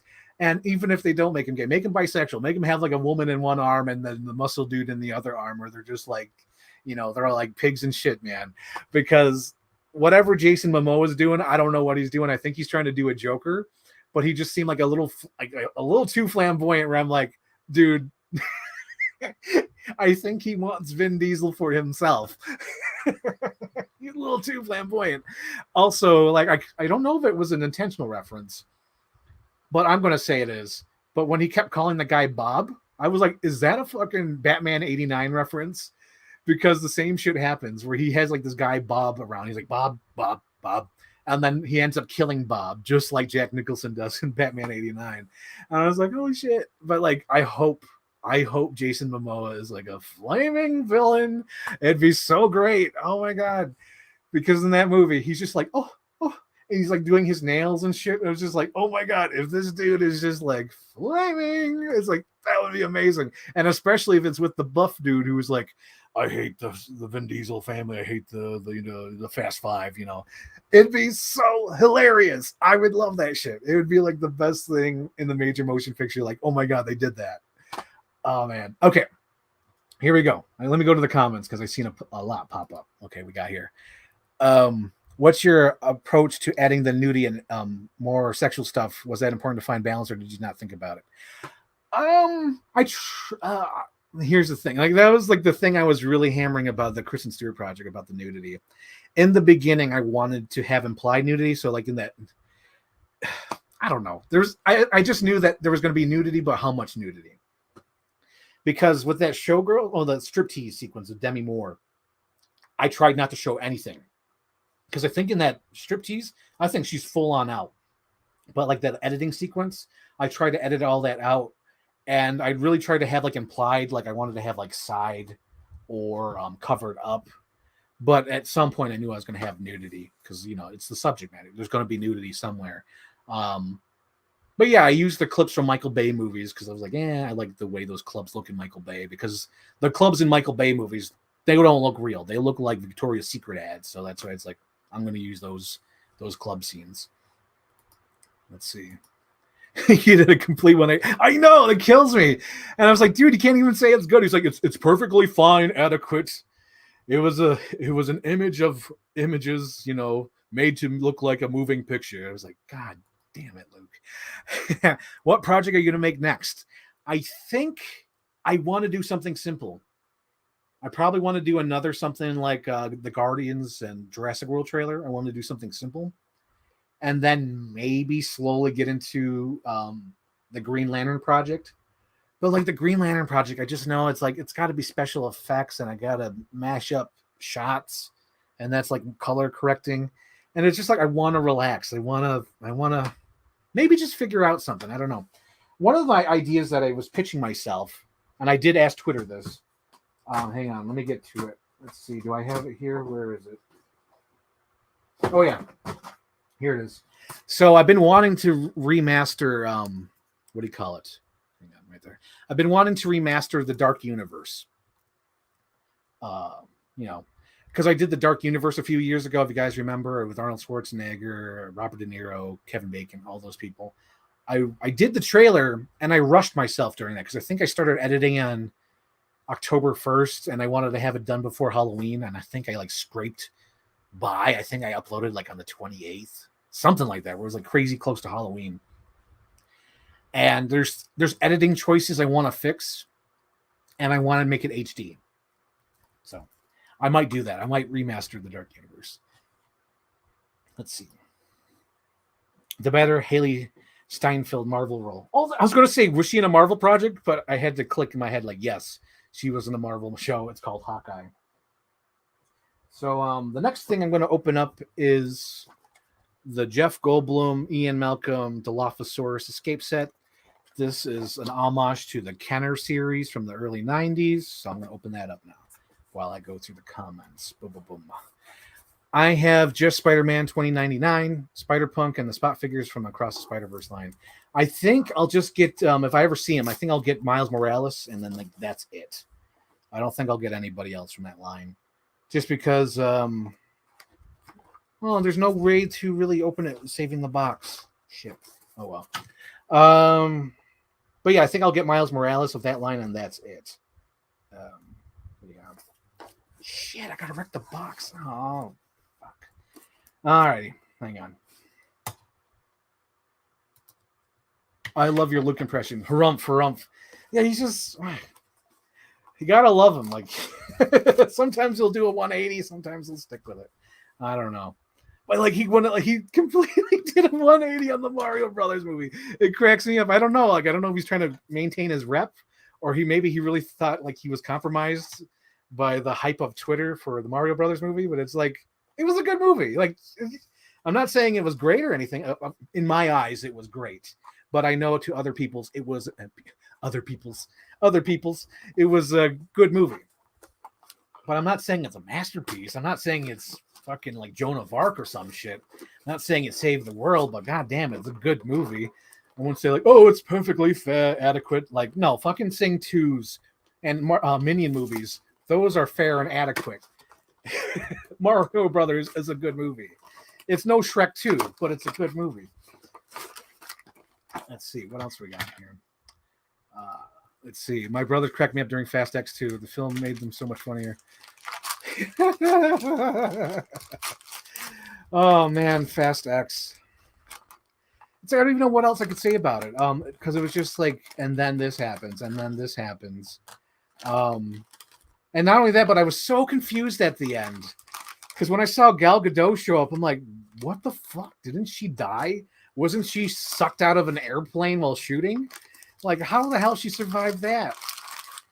And, like, my sister was doing research. She's like, oh, yeah, she was in Fast 9. I was like, she was in Fast 9? How am I going to remember that? What the hell? Aw. Oh, my God. I love this. This is adorable. This is the Dilophosaurus from the Jeff Goldblum 1993 special edition. Come on. There we go. Adorable. I love it. I love it. I love it. I love it. Aw. Its mouth even opens. Cover my face. Yeah. That's great. I love that. Totes adorable. And it even comes with chains. But yeah, I'm not sure what else I could talk about the Fast X, even though I really want to. Oh, my joke about Fast X was whenever Brie Larson was not on screen, I was asking myself, where's Brie Larson? Which I was. Because I love Brie Larson. There we go. And watching the movie, I found it so funny. I was like, so you're telling me like the big moment in the movie was improvised. So there's a moment in the movie where Brie Larson is tracking down Vin Diesel and she takes down like a whole bar of guys in like 5 moves. And during the discussion, when she finds Vin Diesel, he gives her the cross. Hang on, let me take the screen off. Come on, I died. Vin Diesel gives Brie Larson the cross, and it's like, you just gotta have faith. And I was watching that scene, I was like, are you fucking kidding me? That was improvised? Because we watched the behind the scenes that Brie Larson shared. They were doing the scene and Vin Diesel did that. He took the cross off and gave it to her, and she was like, oh my God, I didn't know you were gonna do that. Oh my God. And she was like crying and fangirling. I was like, holy shit, like what? It's like a big moment in the movie, and it was completely improvised by Vin Diesel. I had no idea how the hell they were doing with that. Holy smokes. This is giving me fierce nostalgia vibes. Wow. So if you guys grew up with like the Lost World toys, this looks like the freaking Lost World Ian Malcolm. Wow. That's great. I know it's supposed to be like the first 93 Jurassic Park, but this is totally a Lost World Ian Malcolm.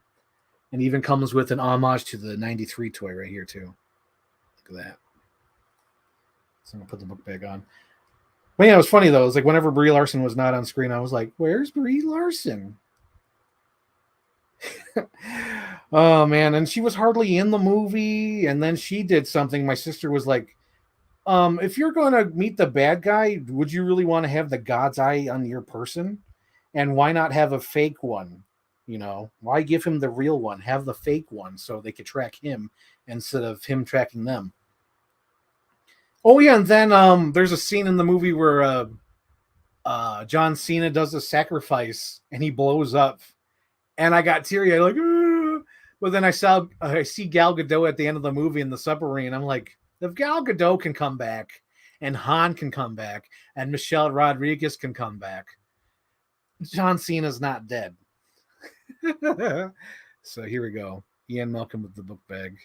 Ooh, Jeff Goldblum with the book bag. You know what's funny? Now that I'm putting this together, this is a complete homage to like all the Ian Malcolm toys.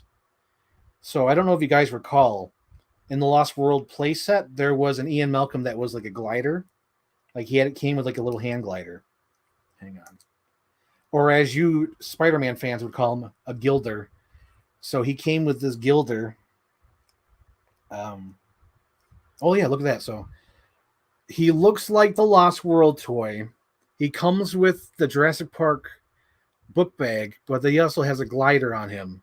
So he looks like the glider one from Lost World. So it's like a whole homage to the Kenner line, which I completely love. That's great. Yeah. What else happened in Fast X? John Cena's in it. Oh my God, guys. So last week on my previous stream, I mentioned that the movies are like playing with Hot Wheels toys. And, oh, wow, this is like a complete... Okay, so timeout. But look at this. This is totally like the gun from the 93 toy. That's amazing.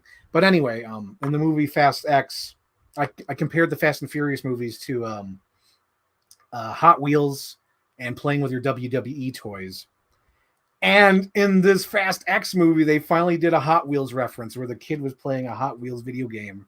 And I was like, oh shit, son, they finally did it. It only took them 25 years to do it, but they finally did it.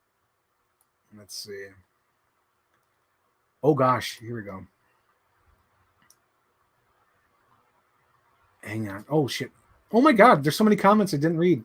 Guys, I'm so sorry. Hang on, I'm catching up. Okay, Brothers cracked me up. I've seen that one. Okay. She does the "you remind me of my father's face." Oh fuck.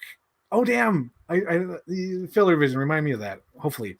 What's your Fast and Furious rating list? I can't really do this because I haven't seen 2, 3, or 7. I've seen the first one because that did inspire me to be a stunt coordinator for like a week and a half. And then I saw the fourth one in 2009. That's when Vin Diesel came back into the series. And then I saw Fast 5, which is probably one of the best action movies ever made, even though I haven't seen it in a long time. I do recall it being one of the best action movies ever made. I did see Fast 6, but I was like, it wasn't as great as Fast 5. So I skipped Fast 7. Fast 8, I did see. I think that's the one with Charlize Theron and evil Vin Diesel. And then Fast 9, I think, is the one with John Cena, which I did see. Have no recollection of those either. Yeah. So I can't really rank them, but I do know that Fast 5 is probably on top of that list. But according to Captain Iron Dog, I think if I see Tokyo Drift, not even just Captain Iron Dog, I think everybody on the internet, I think Tokyo Drift would probably be my all-time favorite movie of all time. Oh my God, that's adorable. Holy shit. Little baby Triceratops. Yes, that's so cool. That's completely throwback. That's Kenner throwback right there. That's Ace kinds. Let's see. This little mask goes on the Dilophosaurus. See if I can get it on him. There we go. And then I think this goes on the back, right? Oh, yeah, look at that. So this is the capture gear on the Dilophosaurus. I like this play set. This is really fun. I think it'd be great for kids, but honestly, I know who this is for. This is for like weirdo adults like me, and I love this. This is like a complete love letter to the Kenner toy line. I would recommend this. Highly recommended if you're into Jurassic Park. I get that toy line. I ordered Dr. Grant online. Speaking of which, For the June 4th live stream on I Want My TV Now. Sorry, guys, Chief Brody Rules fans, it will not be on this channel. It'll be on I Want My TV Now. But I will be doing a Guardians of the Galaxy unboxing. I have a lot of the action figures. I'm just waiting on Rocket Raccoon, and I'll be unboxing those on June 4th. It'll be the Guardians of the Galaxy Marvel Legends unboxing spectacular live stream. I want to use all those words in the title. Okay, let's keep going. Boom, boom. I was already invested with that opening drifts lesson. Oh my gosh. Yes, the drift lesson. So in the movie, A Fast 8, it opens up with the drifting. And it's so funny because I'm like, how old is this kid? I forgot. But yeah, let's see. There was just a lot of side missions going on with like a span of a few minutes. It's just too much. It's too much. And it didn't feel like anything was like really connecting. It didn't feel like a Seinfeld episode. Because like the Seinfeld, another example, like you have Kramer, George, Elaine, and Jerry. They all have their storylines going on, and usually all those storylines like connect. And Fast X did not have that. They did not have the Seinfeld connection. Vanessa Kirby is wonderful in whatever she's in, no matter the difference in quality. It's quantity, it's quality, not quantity. Dazed and Confused. I know the scene. Yeah, you knew what I was talking about. Okay, let's see. It's funny too because she puts her hair behind her ears to make it look short, like it was in Hobbs and Shaw. That's right, she did. Oh my god. Oh, I ain't hating on Hobbs and Shaw either. Love it as an 80s. Oh yeah, it's a cartoon. Freaking Hobbs and Shaw is a cartoon. He's the highlight of that film. Yes. Bob, you're my number one. A guy. Let's see. Not sure if you need clips of Dark Universe HD, but there's a line from the 2001 film Down where someone makes a joke about Invisible Man. Maybe. The 2000 film Down where,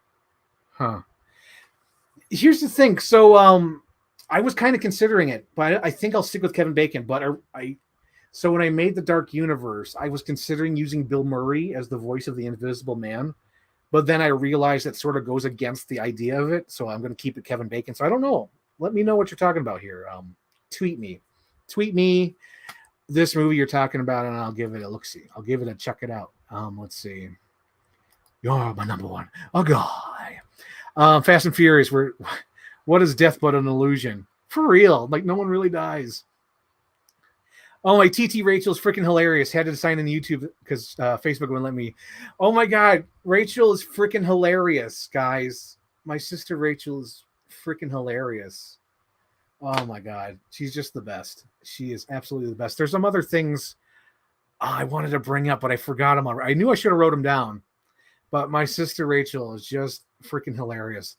Because she'll be like, oh, Frank, I want to go to your doctor's appointment. Let's go to your doctor's appointment. Okay, Rachel. It's this day. She's like, oh, I can't. I'm out of town. and she's like, oh, no, I can't do that. He's like, oh, I can do this. Look, go to that. Blah, blah. It's like, okay, Rachel, it's this day. Oh, I can't do that. And she just cracks me the hell up. Oh, my gosh. Where is Brie Larson? Is she safe? Is she all right? I think I love Brie Larson. I love Brie Larson. She's great. Because when she was on screen, like all I saw was Brie Larson acting. She's almost like on the level of Matt Damon. Because okay, so Captain Iron Dog, I think you remember the scene. So like they're in like the CGI Avengers room with all these monitors. And Brie Larson walks in and like she's saying all these lines where like I worked with nobody and nobody my father, blah blah blah. And she's like looking at him and I just saw her acting and I looked at my sister Rachel. I'm like, she's good. She's good. She's good. And I think my sister and my mom could attest to this, but every time Brie Larson was on screen, I just went like, yes. And I just went like this, like, oh my God, she's on screen. She's wonderful. But it really could have used more Brie Larson. I was kind of shocked at the lack of Brie Larson. Like every scene that's in that behind the scenes video she posted, that's like all her scenes in the movie. She's hardly in it.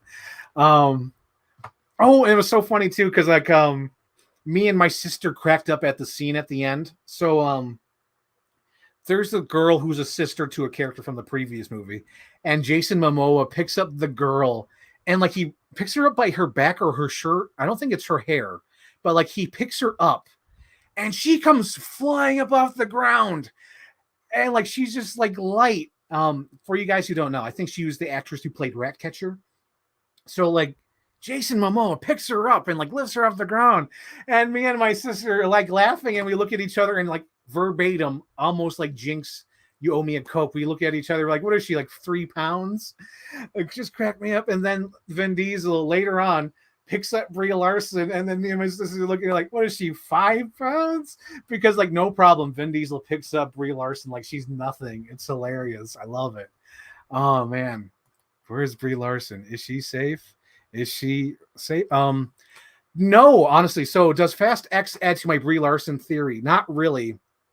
The only thing that comes close to my Brie Larson theory in this, the only thing that comes close, I think it would have to be, I think it's the close-up of the foot. I think that's it. Like, I think that's it when she does like the little foot thing. Even that sort of goes into it. Like, it's almost like a subcategory of my Brie Larson theory.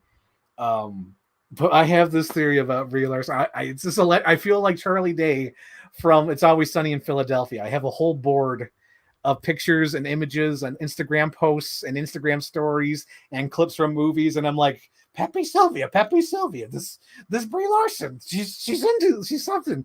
But it's all allegedly at this point, unless something happens in like the Marvels movie. If something happens in that movie that adds to my theory, then it'll be official. Then I'll do something out of it. But right now, it's just the theory. It's like, this happens in this movie. This happens in this movie. She does this a lot. She does this a lot. And it's like, something's going on there. Something's going on with Brie Larson. I guess the only thing I could say on that, just a hint, is like Brie Larson's horny as fuck.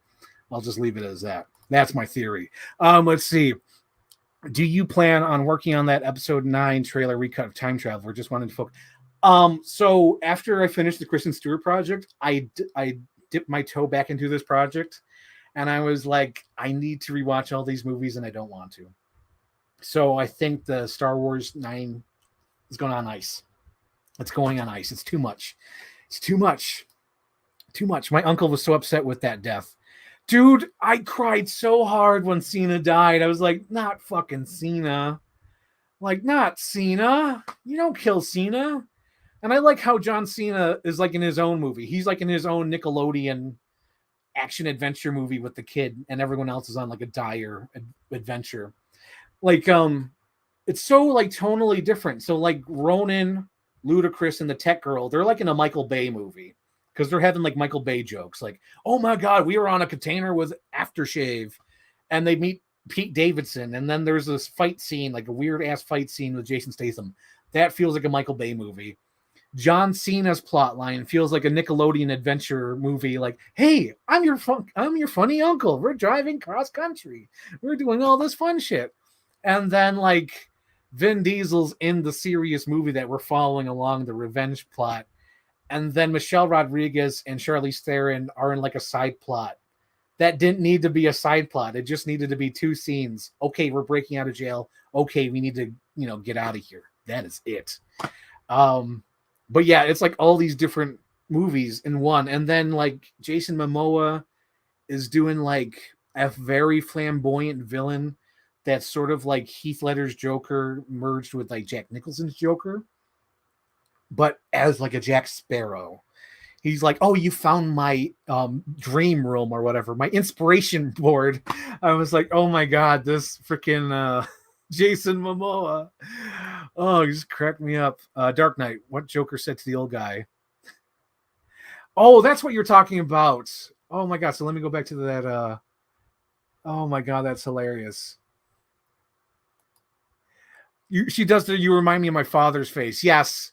My sister Rachel, Sister TT, does you remind me of my father.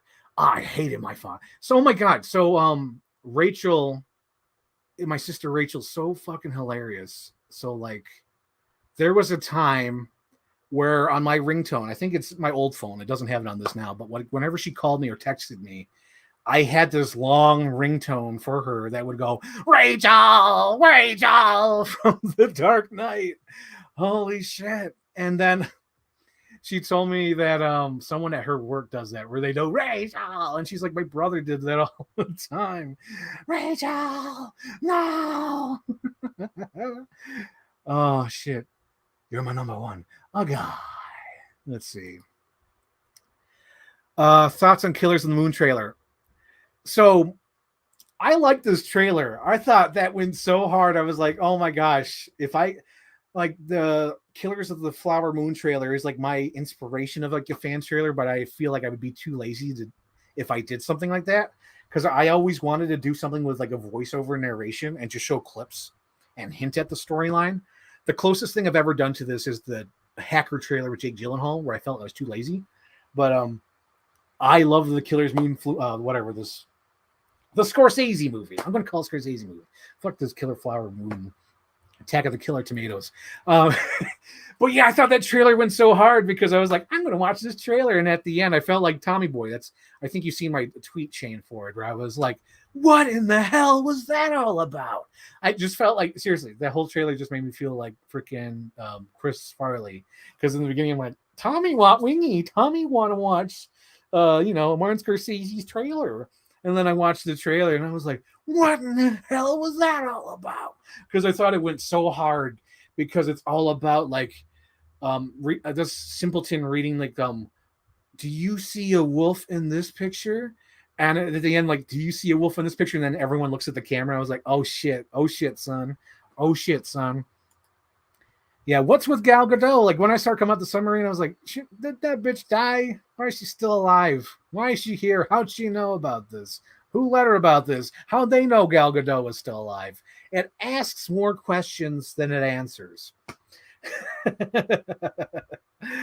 Oh my gosh. Let's see. The most meta scene ever. Oh shit.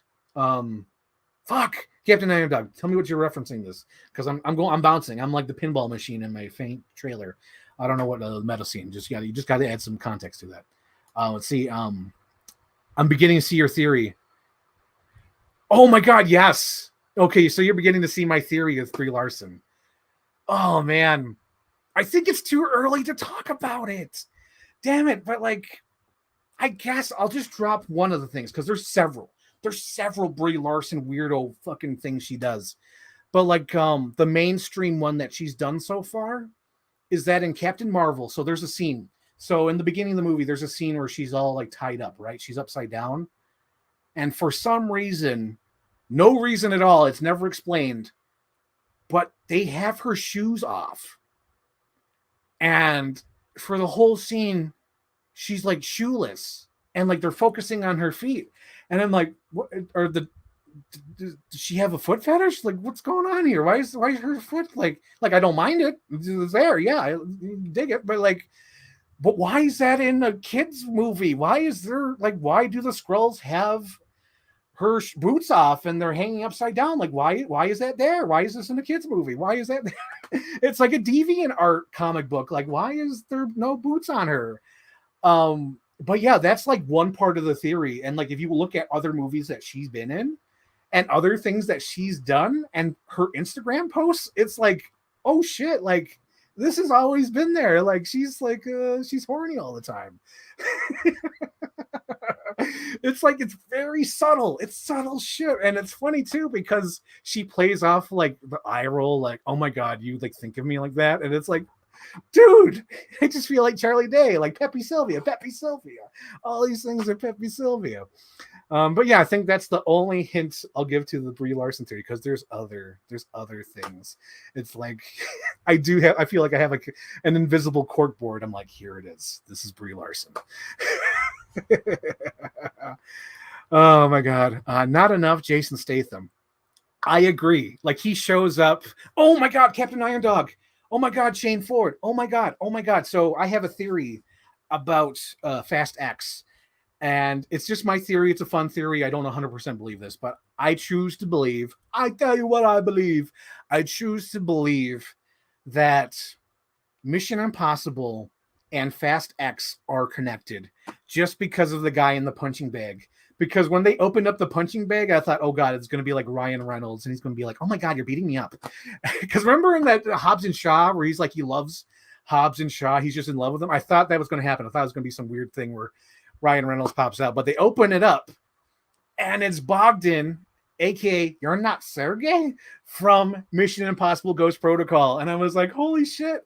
And I just like, oh my God, that's the same character. That's in my head canon. My head canon is that Mission Impossible and Fast and the Furious are in the same universe. That's how like nobody dies and all these world crazy ending shit happens all the time. And I believe that's the guy like, You're Not Sergey. And the reason why that character pops out so much to me is because me and my mom, we love Ghost Protocol, and we would always say that to each other just like randomly, like whenever we were out in the store, something like, "Are you not Sergey?" Because we just love that line. And then we saw that actor in this movie. I was like, God damn, that's weird. So, so I choose to believe that Fast X and Mission Impossible are like the same world. Hell, throw in Jurassic World. I think they're trying to do that. I think Universal even pitched that. Like they want Jurassic World and Fast X to be in the same world. I'm like, I dig it. Dig it. Yeah. Let's see. Yeah, it looks really good. I'm psyched. Yes. But yeah, that trailer, dude. What in the hell was that all about? The Iron Man 2 scene in Fast X. You got to refresh me. I don't remember Iron Man 2. Oh shit, what happened in Iron Man 2? Oh man. Oh, the meta? Oh god. Eesh. I don't remember Iron Man 2. Oh no. I'm sorry, Shane. Oh, not Shane. Captain Iron Dog. I don't remember. Okay, like legitimately, like I don't remember MCU movies. I'm terrible. Like I don't remember them like verbatim. It's like I think I watched them once and I forget them. They're like on the same level of X-Men movies where it's like I know the X-Men movies, but I don't remember them. So they are both owned by Paramount. Ooh, shit, son. Shit, son. Yeah, I can definitely believe that. It wouldn't be a stretch if they crossed over. Yes, it would not be a stretch. If I saw Ethan Hunt with Vin Diesel, that would not be a stretch. Like they would fit in like peas and carrots. Ghost Protocol is the best MI film. I don't know. Like, okay, so hang on. Technically, and on a story level, yes. Ghost Protocol is probably the best MI film. Oh shit. It's sort of a tie with me.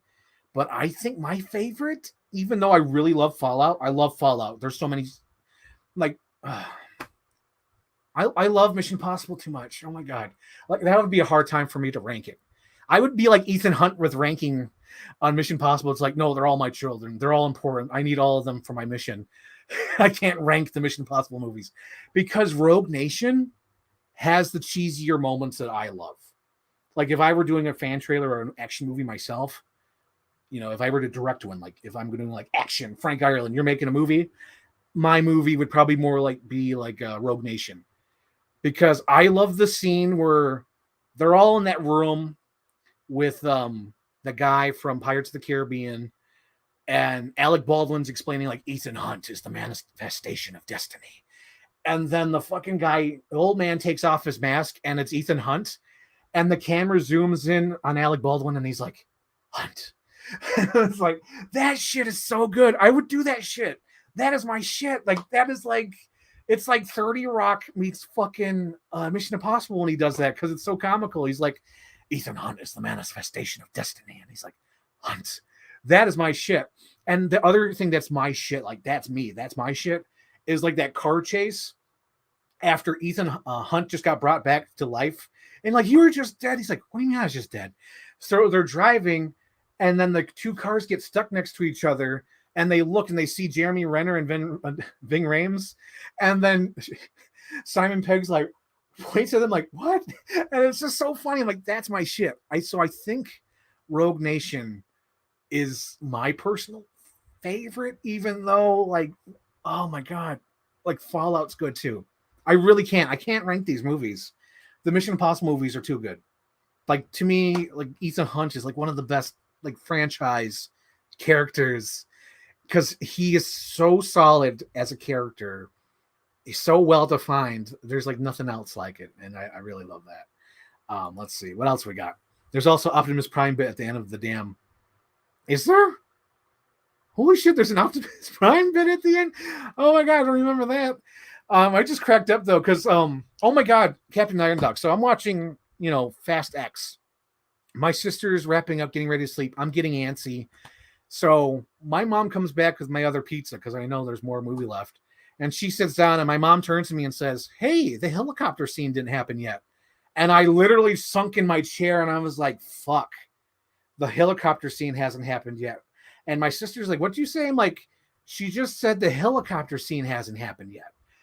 And Captain Iron Dog, the fucking helicopter scene didn't happen for like another 40 minutes. I was like, oh my God, the movie's too long. The movie's too long, Captain Iron Dog. I'm starting to piece together your Larson theory. Yes. The hologram room. Yes, the hologram room with all the TVs. Oh, that's what you're talking about. The hologram room. Oh, yes. Let's see. I love Rogue Nation too. Yes, I know. Like Rogue Nation has like a lot of cool shit. Like Ethan Hunt's on the motorcycle. The whole opera sequence where they have to be quiet and shoot. There's a lot of good shit in Rogue Nation. I really love Rogue Nation. Hell, I even like the fucking like Silence of the Lambs bit where they like it looks like Ethan Hunt is in this room, but he's not in that room. Oh man, I don't know. I just like a lot of shit I love in Rogue Nation, even though I really love Fallout and I really love Ghost Protocol. Oh my god, one of the best bits in Ghost Protocol is when he jumps out the fucking window with the rope, and it's too short, and Jeremy Renner does the stupid ass thing. He's like, "You're too short," and Tom Cruise is like, "No shit." Oh my god, so good. I fucking love those movies. Like, oh my god, it's like it's too much, guys. I love Mission Impossible. It's like I really can't. If you were to ask me to rank them, I can't. I honestly can't. I can't. I've always wanted Justin Lin to direct a Mission Impossible. I think he would do a great job because Justin Lin's the same guy who did what do you call it, Star Trek and did Beyond, right? That was really good. I like that Star Trek movie. I really love that. Rogue Nation is definitely close second. Yes. I totally like that too. I like helicopter scene. Oh my god, that's so funny. So let me read it again. I was totally like that too. I was like, "Where's the helicopter scene?" Yeah, the movie's just too fucking long. It's too goddamn long. Oh my god. Alrighty. So the next thing I'm going to unbox is this Flash figure. Now, I don't know about you guys, but like this is the first McFarlane Flash toy I've seen in the store. I have not seen them anywhere. My Walmart is overstocked with old toys. They don't even have room for these. I had to go to GameStop to get this, and this is like the only toy they had of the Flash. So like all the Michael Keaton ones are not there. Oh, here's the thing too. I'm not sure if I'll get the Michael Keaton figure. Because I'm dead set. I'm dead set that McFarlane will do a Batman 89 for real. I don't think, because I really want a Batman 89 figure. Because there's just something off about the Flash figure. Just something I don't like about it. I think it's just the head sculpt. I'm not too crazy with the head sculpt. And it bothers me too with these head sculpts because like the Robert Pattinson Batman head sculpt looks really good. The Christian Bale head sculpt for the Dark Knight figure is really good. And then like you get the Michael Keaton Batman and it looks like they fumbled the ball so bad. And it's like I don't get it. Like, do they have like different sculptors or is there like different teams working on these? I don't know. And I agree, like the other one that's really terrible, like the head sculpt. I'm like, who the fuck is that? There's the Ben Affleck Batman for the Flash movie, and like the head sculpt is like completely off. It does not look like Ben Affleck, even though they've already done Ben Affleck for the Justice League toys, which are like right here. Like that Ben Affleck looks like Ben Affleck. It's good, but like the new one, it's almost like they base their figure off the stuntman. Hang on. Let me get the plastic out of the thing. Oh, shit. Did I forget one? Hang on. But yeah. I'm not sure if I'll pick up the other Flash figures because this is the one I really wanted specifically just because it's goofy. This is the Flash figure that is wearing Batman's gear and spray painted it, as you can see there. Yeah, I'm not sure if I'm going to pick up the Michael Keaton Batman from Flash. I mean, when I'm in the store with it in my hand, most likely I'll pick it up. But like, there's something about it where I'm like, I want to hold out for a Batman '89 figure. I want to hold out for it. I think it's going to happen, and I'd rather have that instead. But I'm not sure, because I'm sure when I'm in the store holding the Batman toy, I'll be like, yes, I got it. But yeah, let's get a close up of it. So you can see he cut off the Batman ears and he spray painted it. I also like the boots. Yeah, it's a fun figure. I like this figure. It's fun. It's goofy. It's silly. I like it. Let's see. Where's the helicopter scene? Have you seen the Mission Possible show? No. I don't know. I'm not really into TV. Unless it's like a sitcom. Unless it's something I could put on the background and sort of like pay attention to, like Simpsons or Frasier or Seinfeld, where it's like a quick bite where I could watch in 30 minutes and be like, okay, I'm done. Yeah. No, I have not watched that. Let's see. I recall the star of the show turned down the cameo of the first film since they made the killer the villain of the film. Yes, I do remember that. I do recall Central Park and fall when you tore your dress. What a mess, I confess, is love. Thoughts on Dungeons and Dragons: Honor Among Thieves? I think I mentioned this a couple streams ago. I liked it. I thought it was great because I think I tried to tell everybody to go see it before they saw Mario. Because I was like, guys, you got to see Dungeons and Dragons before you see Mario. But yeah, I love Dungeons and Dragons. There was like 3 Jurassic Park references. Right in the beginning, when they put the cage in with the big giant troll monster in it, that's totally straight out of Jurassic Park with the raptor cage. The whole scene when the elf girl almost falls off the bridge and they have to pull her up, it's almost shot for shot from Jurassic Park when they have to pull Lex up from the grate, the ceiling. And then the other reference was sort of like the 2 other raptors you didn't even know were there at the end when they're inside the maze. I love the Shrek 2 humor when he was like, nom. That's hilarious. But yeah, I loved Dungeons and Dragons. That's definitely a purchase for me. That's a 5-star. It's like, I want it. I like it. I own it. I want to see it. Let's see. I also liked how Dom's car turned into Ghost Rider Heart. Dude, it totally did. I was like, holy shit. Like freaking Vin Diesel's living his dream. That's what I love about his movies. Like, I can't, like, his whole career got revived with these Fast and Furious movies. And I feel like he's one of those actors who'd be like, I want my car to be on fire. And I totally think he was in charge of the costume design because his son in the movie is wearing a thing that says Save the Oceans.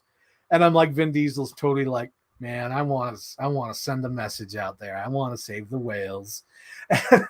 He had the kid wear that shirt for the movie, Save Our Oceans, because who the hell wears those pajamas?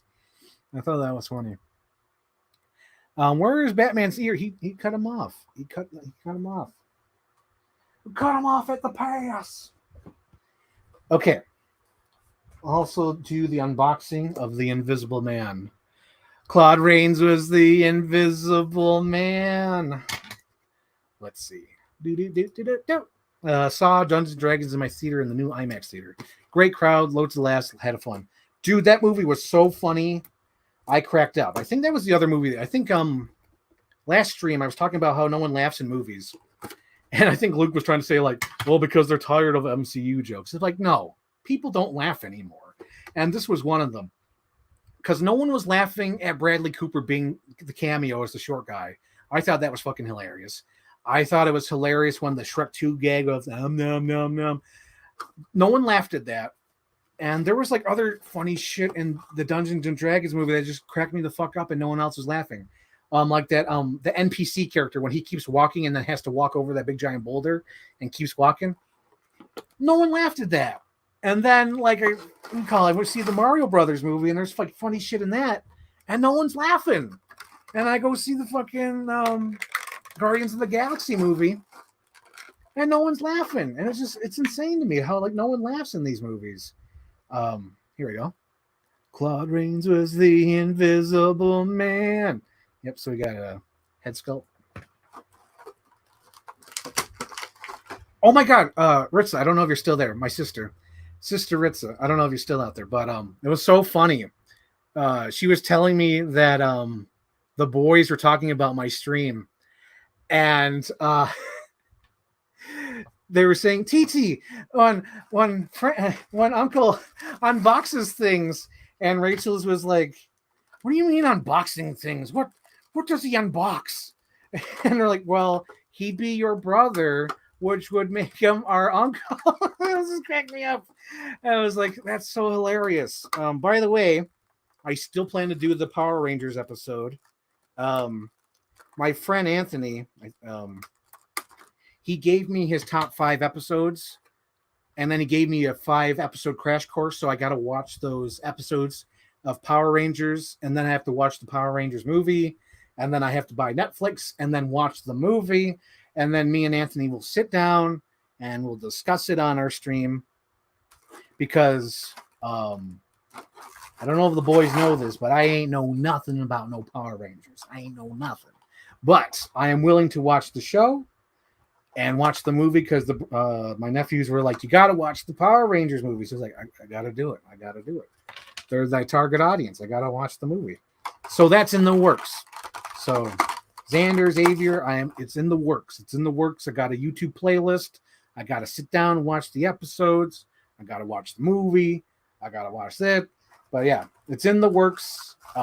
Things got pushed back just because I had the health scare, but things are getting back to normal. So right now I'm unboxing his accessories. Like, here's his wig, Invisible Man's wig. Boom. And then they have a little glass with a little spoon in there. Spoonful of sugar makes the medicine go down in the most delightful way. And then he comes with these goggles. And then it looks like there's a piece here. Oh my God, I'm totally going to lose this. It comes with his fake nose. That's insane. That's insane. Who does that? NECA does that. And then there's a little book that he comes with his theories. His Pythagorean theorems that he never uses in his real life. But yeah, I love the Dungeons and Dragons movie. I think it's hilarious. I'd watch it again. It's definitely a purchase. I want to buy it. I want to watch it again. And judging by how it was in the theater for a week, as I see my sister has said here. Oh my God! Oh my comment. There's so many comments popping up. I'm sorry. Let's see. I was doing the Rick Dolan point. R.I.P. Oh yeah, R.I.P. Rick Dolan. Oh my gosh. Hang on.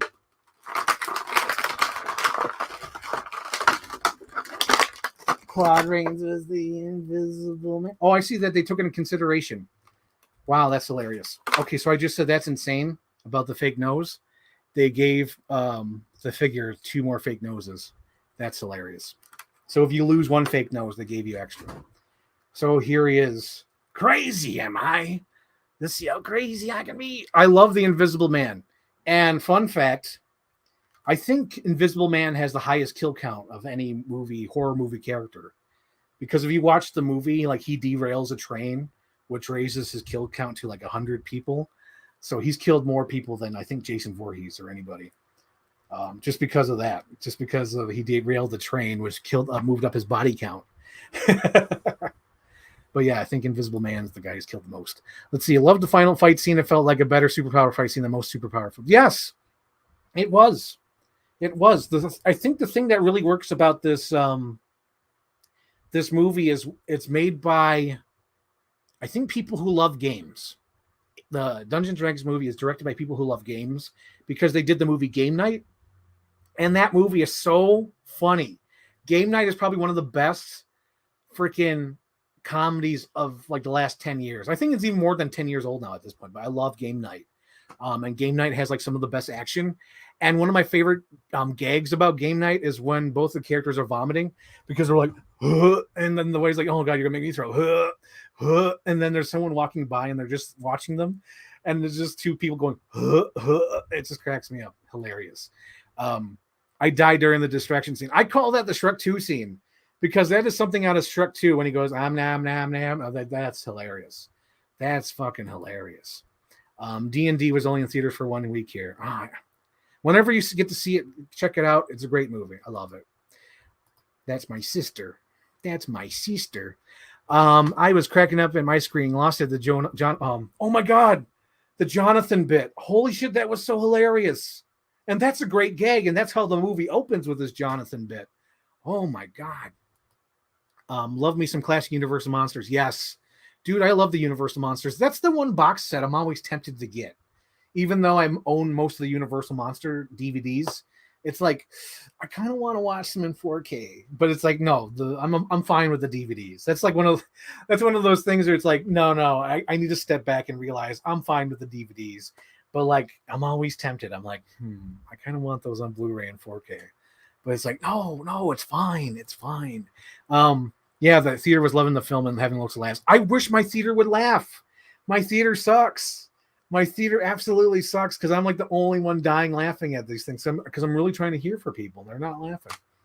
They're not laughing. You know, speaking of laughs, before I read this comment, I was just thinking about that movie Cruella today. In the movie Cruella, there's this one stupid joke. And it's like an audience stupid joke. So there's a scene where the fat guy is in drag and he gets cornered by the thug, like the bodyguard, and he's about to fight, and then you hear a big giant conk, and then the bodyguard falls over, and it's the fashion designer, and the fat guy's like, "Oh, Adam," and then the fashion designer's like, "Did you though?" That's a stupid audience joke, and all the audience laughed at it. And I remember just like cringing, like, "Oh, everyone laughed at that. No, why? Why? No, that's a stupid joke. That's a joke that you're not supposed to laugh at." Oh my god. But yeah, I remember that clearly. So I do know that audience still laughs occasionally, but I just remember going, "Ooh, no, don't laugh at that. No, they put that in there to make fun of the audience. Don't do that." Oh my god. Okay, so reading the comment, it would be something to include a reboot movie as well. Yes. Griffin is a psychopath, but Claude Rains is such a great performance that would be fun to watch him. Yes, Claude Rains. He's awesome. I think the thing that really works about the Invisible Man is the voice, because it's just a voice. You don't see Claude Rains for the whole movie until like the last 5 seconds of the movie. But I really love the Invisible Man because it's really a tragic character. He's just trying to find a cure, but he's slowly going mad. And as he goes mad, he becomes very unlikable. And fun fact, the woman in the movie, his love interest, is the old lady from Titanic. That's awesome. So she's been acting forever. And then I also like that the Clarence from It's a Wonderful Life was in that. That's great. Game Night is so dang good. Yes, Game Night is amazing. Rachel McAdams. Yes. Rachel McAdams and Zoe Saldana need to be in more movies. Cruella is awesome. Cruella, yes. Oh my god, everyone loves Cruella. Fuck yes. What do you call it? There was a tweet today that said, "What's your favorite Disney reboot, live action reboot?" And they had like The Lion King, Cinderella, Mulan, the new Little Mermaid movie. They had like everything. Beauty and the Beast. They had all the new live action ones. I'm like, out of all the new live action movies, like Cruella is the fucking best one just because it's shot like freaking Goodfellas. It's so good, and the needle drops are so amazing. Speaking of needle drops, let's move to the next subject. So in the recent weeks, I bought a lot of Blu-rays and DVDs, and oh, hang on. There's one more comment. Let me read the comment before I move on. Yes, this is a gift from my sister Rachel. Your sister Rachel, our sister Rachel. She gave me the sign. I'm gonna need a bigger boat. Thank you for noticing. But yeah, speaking of music drops, and I've been buying a lot of Blu-rays recently. Okay, now we're caught up. And I'm going to talk about Forrest Gump. I got Forrest Gump on 4K because the other day I was wondering, I'm like, is Forrest Gump on 4K yet? And my friend Stuart's like, yeah, duh. It's on 4K. And I was like, oh, shit. So it's been years. It's been like years. Like I honestly say it would probably be 10, 15 years since I've seen this. And it's one of those movies that is embedded in my brain. Like I had no idea how embedded in my brain it was until I watched it last night. Like, so as the movie starts, you know, I start quoting along with the movie, and I feel like Keanu Reeves in The Matrix where he's like, and I'm just like quoting along with the movie. And then there's a part of the movie when he gets on the bus and he's like, my name is Forrest Gump. And she's like, I'm Dorothy Harris. And I said it at the same time as the character. I was like, how the fuck did I remember Dorothy Harris was the bus driver from Forrest Gump? And it's funny, like I was just talking to someone. I was like, you know what? If you were to ask me before I watched the movie, what's the name of the bus driver? I'd probably be like, I don't know. Why would I know the name of the bus driver? But as I was watching the movie, I was like, and I'm Dorothy Harris. And I was like, how did I know this? And for a second, I thought maybe I caught the subtitles. But shockingly, I was watching this without the subtitles for once. And I was like, that's in my brain. The script for Forrest Gump is in my brain. And it's just insane to me. Those look like comfortable shoes. My feet hurt. My mom always said that you could tell a lot about a person by their shoes. Where are they gone? Where they been? But I think real hard. I think about my first pair of shoes. But like it's so good, and the music, the needle drops are so insane. And it's one of those movies where like on VHS it would crop out things. So as I'm watching this on 4K, I had no idea because there's a scene where Jenny is standing next to the weeds and she's like, shh, Daddy's taking a nap. I had no idea her sleeve was ripped and there's blood on it. And I was like, holy shit, because I think like on VHS, it's all grainy. And I think it might have even been cropped off on the edge when she says, shh, no, Daddy's taking a nap. I'm like, oh my God, her dress is ripped. I had no idea. Like I knew she was being abused, but like, oh my God, they went beyond to show that the dress was ripped and there was blood on it. And I was like, holy smokes. And then like, there's a scene where the principal is with the mom in the house. And on the VHS, you just see Forrest Gump on the swings. I don't think I ever noticed the bedroom light is like bouncing and the windows open. And it was crazy. I never knew that. I never noticed that. And it's just so funny how much technology has evolved. Like back then, putting Forrest Gump in archival footage was like a big thing. But now like on YouTube, like any Joe Schmo like myself could put ourselves in old footage. And like this was like a stepping stone in technology back then. But now it's so easy to put like anybody into a short film. Like you could put like Donald Trump in anything, or, you know, you could put me in anything and it'd be like, hey, miss, you dropped your book. Drank me about 15 Dr. Peppers. But yeah, this is a great movie. It holds up. I like it. Although there is a point of the movie where I'm like, okay, this would be the bathroom break. And the bathroom break would be right after Jenny leaves and he's sitting on the porch. And when he decides to run, that's the perfect bathroom break. Go to the bathroom then and come back and he's running. But yeah, there's so many unsaid things. Like at the end, it's clearly AIDS that kills Jenny, which is sad. And Jenny's so goddamn mean to him. Ah, oh, man. But yeah, I was crying. I was crying during this rewatch. I loved it though. What's the other thing? I mentioned it earlier, but for those who keep tuning in, bouncing out, I rewatched Jumanji. This is like the perfect movie, like one of the perfect movies ever made. I think it's underrated. And I think like the legacy sort of gets drowned out because there's the new Jumanji movies. But I love Jumanji. This is like a perfect film. It's like the perfect use of technology and visual effects. What else did I buy? Oh my God. So funny story. So yesterday my mom's like, I'm bored. You want to go somewhere? You want to go Walmart? You want to see if they have Rocket Raccoon? I'm like, yeah, sure. Let's go Walmart. I only went there to look for Rocket Raccoon. I ended up walking out with fucking Miami Vice, the director's cut and theatrical cut. And it just cracked me the hell up. It's a Steelbook edition. I bought it because it has the theatrical cut. I'm wondering if the theatrical cut has alternate scenes because there's scenes in the trailer that I wanted to use for a mashup that are not in the director's cut. So I want to check that out. And also, it's a great source for my mashups. Miami Vice. Let's see. American Gangster. I think I'm going to watch this tonight. One of my all-time favorite Denzel movies. It's the movie that made me a Russell Crowe fan. I love American Gangster. And there's also a scene I want to reference. There's a scene that I love, and I always want to use it as a tweet whenever I'm thirsty for like a new episode of like Red Letter Media or a new movie. But like there's a scene in the movie where his partner is like drooling and having like the drug thing. He's like, he came after me, man. It was me or him. And meanwhile, he's like having after effects from the drugs. I want to have that as a gift saying, I need a new episode of Red Letter Media. I need a new episode of Best of the Worst. I need more Brie Larson content. It's just, I want to use that as a gift from this movie because he's like, it was him or me, man. He has all that drool coming down. But I fucking love this movie. I also want to use the clip. One of my all-time favorite reaction things. I think Shane Ford and Captain Iron Dog know about it. But the part when Josh Brolin goes, "Whoa!" That's one of my all-time favorite Josh Brolin reactions, and I want to use that. So I gotta definitely get a DVD rip of this movie. I fucking love this movie, though. You don't blot that, you you don't blot, you dot that shit or whatever. I need to rewatch the movie, but it's the part when they're blotting the rug. You blot that shit, and then oh my god, Bumpy.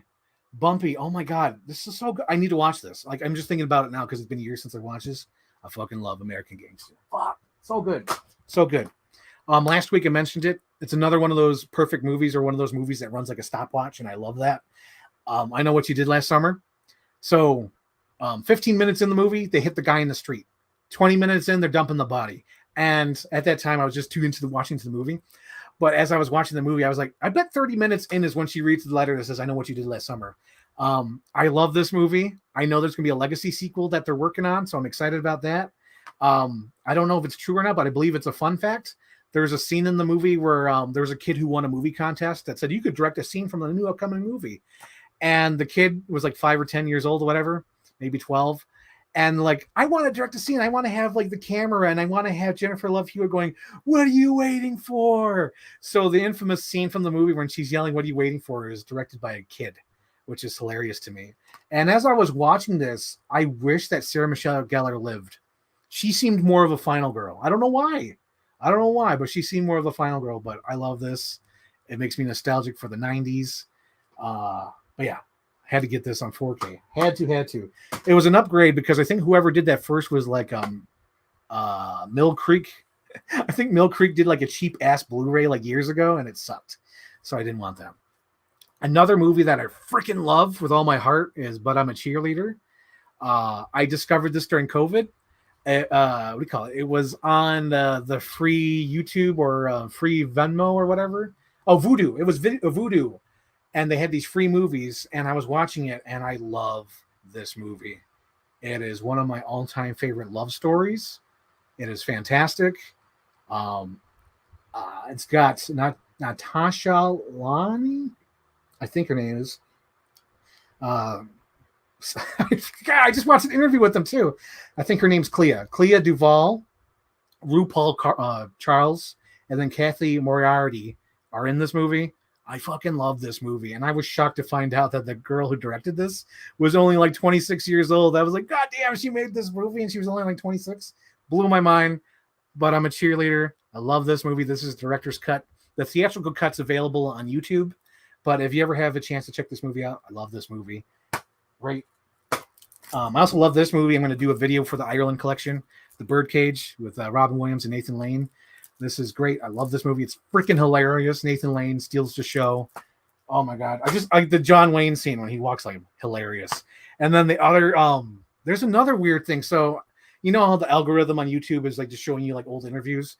They showed me an interview where Nathan Lane, right now, like modern day, because he was promoting the movie Beau's Afraid, and he was talking about how Oprah Winfrey was doing anything to out him on the Oprah Winfrey show, and Robin Williams was protecting him. So I was like, really? So I watched that old ass interview, and Oprah Winfrey is like being a hard ass, really trying to get out of him, like, "You're gay. Say you're gay." Like, she's like really trying to get it out of him. And he's sort of like avoiding the question. And whenever it came up, Robin Williams came in with a joke, or, you know, derailed it with like a gag or a bit. And I was like, that's a good friend. Robin Williams was a good friend trying to protect Nathan Lane, because at this time it was like 95, 96. So they're trying to, you know, avoid that, because at that time it was still taboo. But like, it was just amazing to see Oprah Winfrey that like being an asshole about that. I was like, man, what are you doing? But like, it was a different time. It was just weird watching that interview, because I just found it hard to believe. I'm like, really? Oprah did that? I'm like, damn, she did. Of course, End of Days. And then I've been waiting for this day. I have been waiting for this day for like a year. And it was the Halloween 4K 1995 through 2002 box set.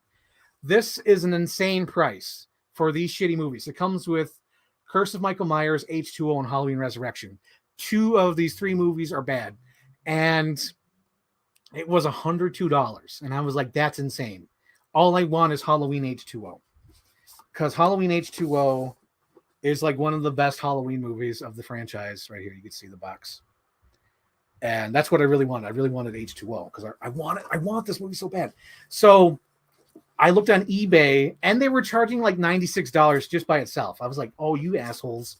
So for the longest time, I was waiting for it to go on sale, and then my friend Stuart messaged me, and he's like, "Dude, it is half price. It is $64." I'm like, that is perfect for this box set, even though it's like a weird box set.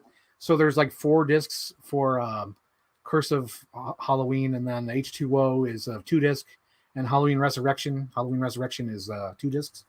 But yeah, this was perfect. I was like, I got to get this. So I got this box set. Another HD remake I want to do, because now that I have this box set, I want to remake the Hey Mike, guess what day it is? Because I have Halloween Resurrection and Blu-ray. Hey Mike, what day is it? What day is it, Mike? Guess what today is? But yeah, I have these movies now in 4K.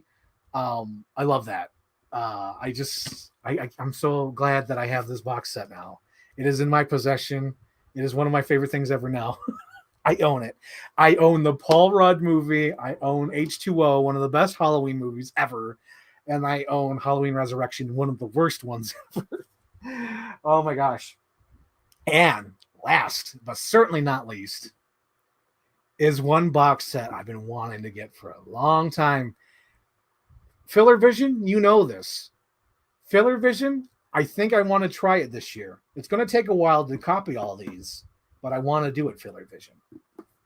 I want to do my Katy Perry music video to my Friday the 13th box set.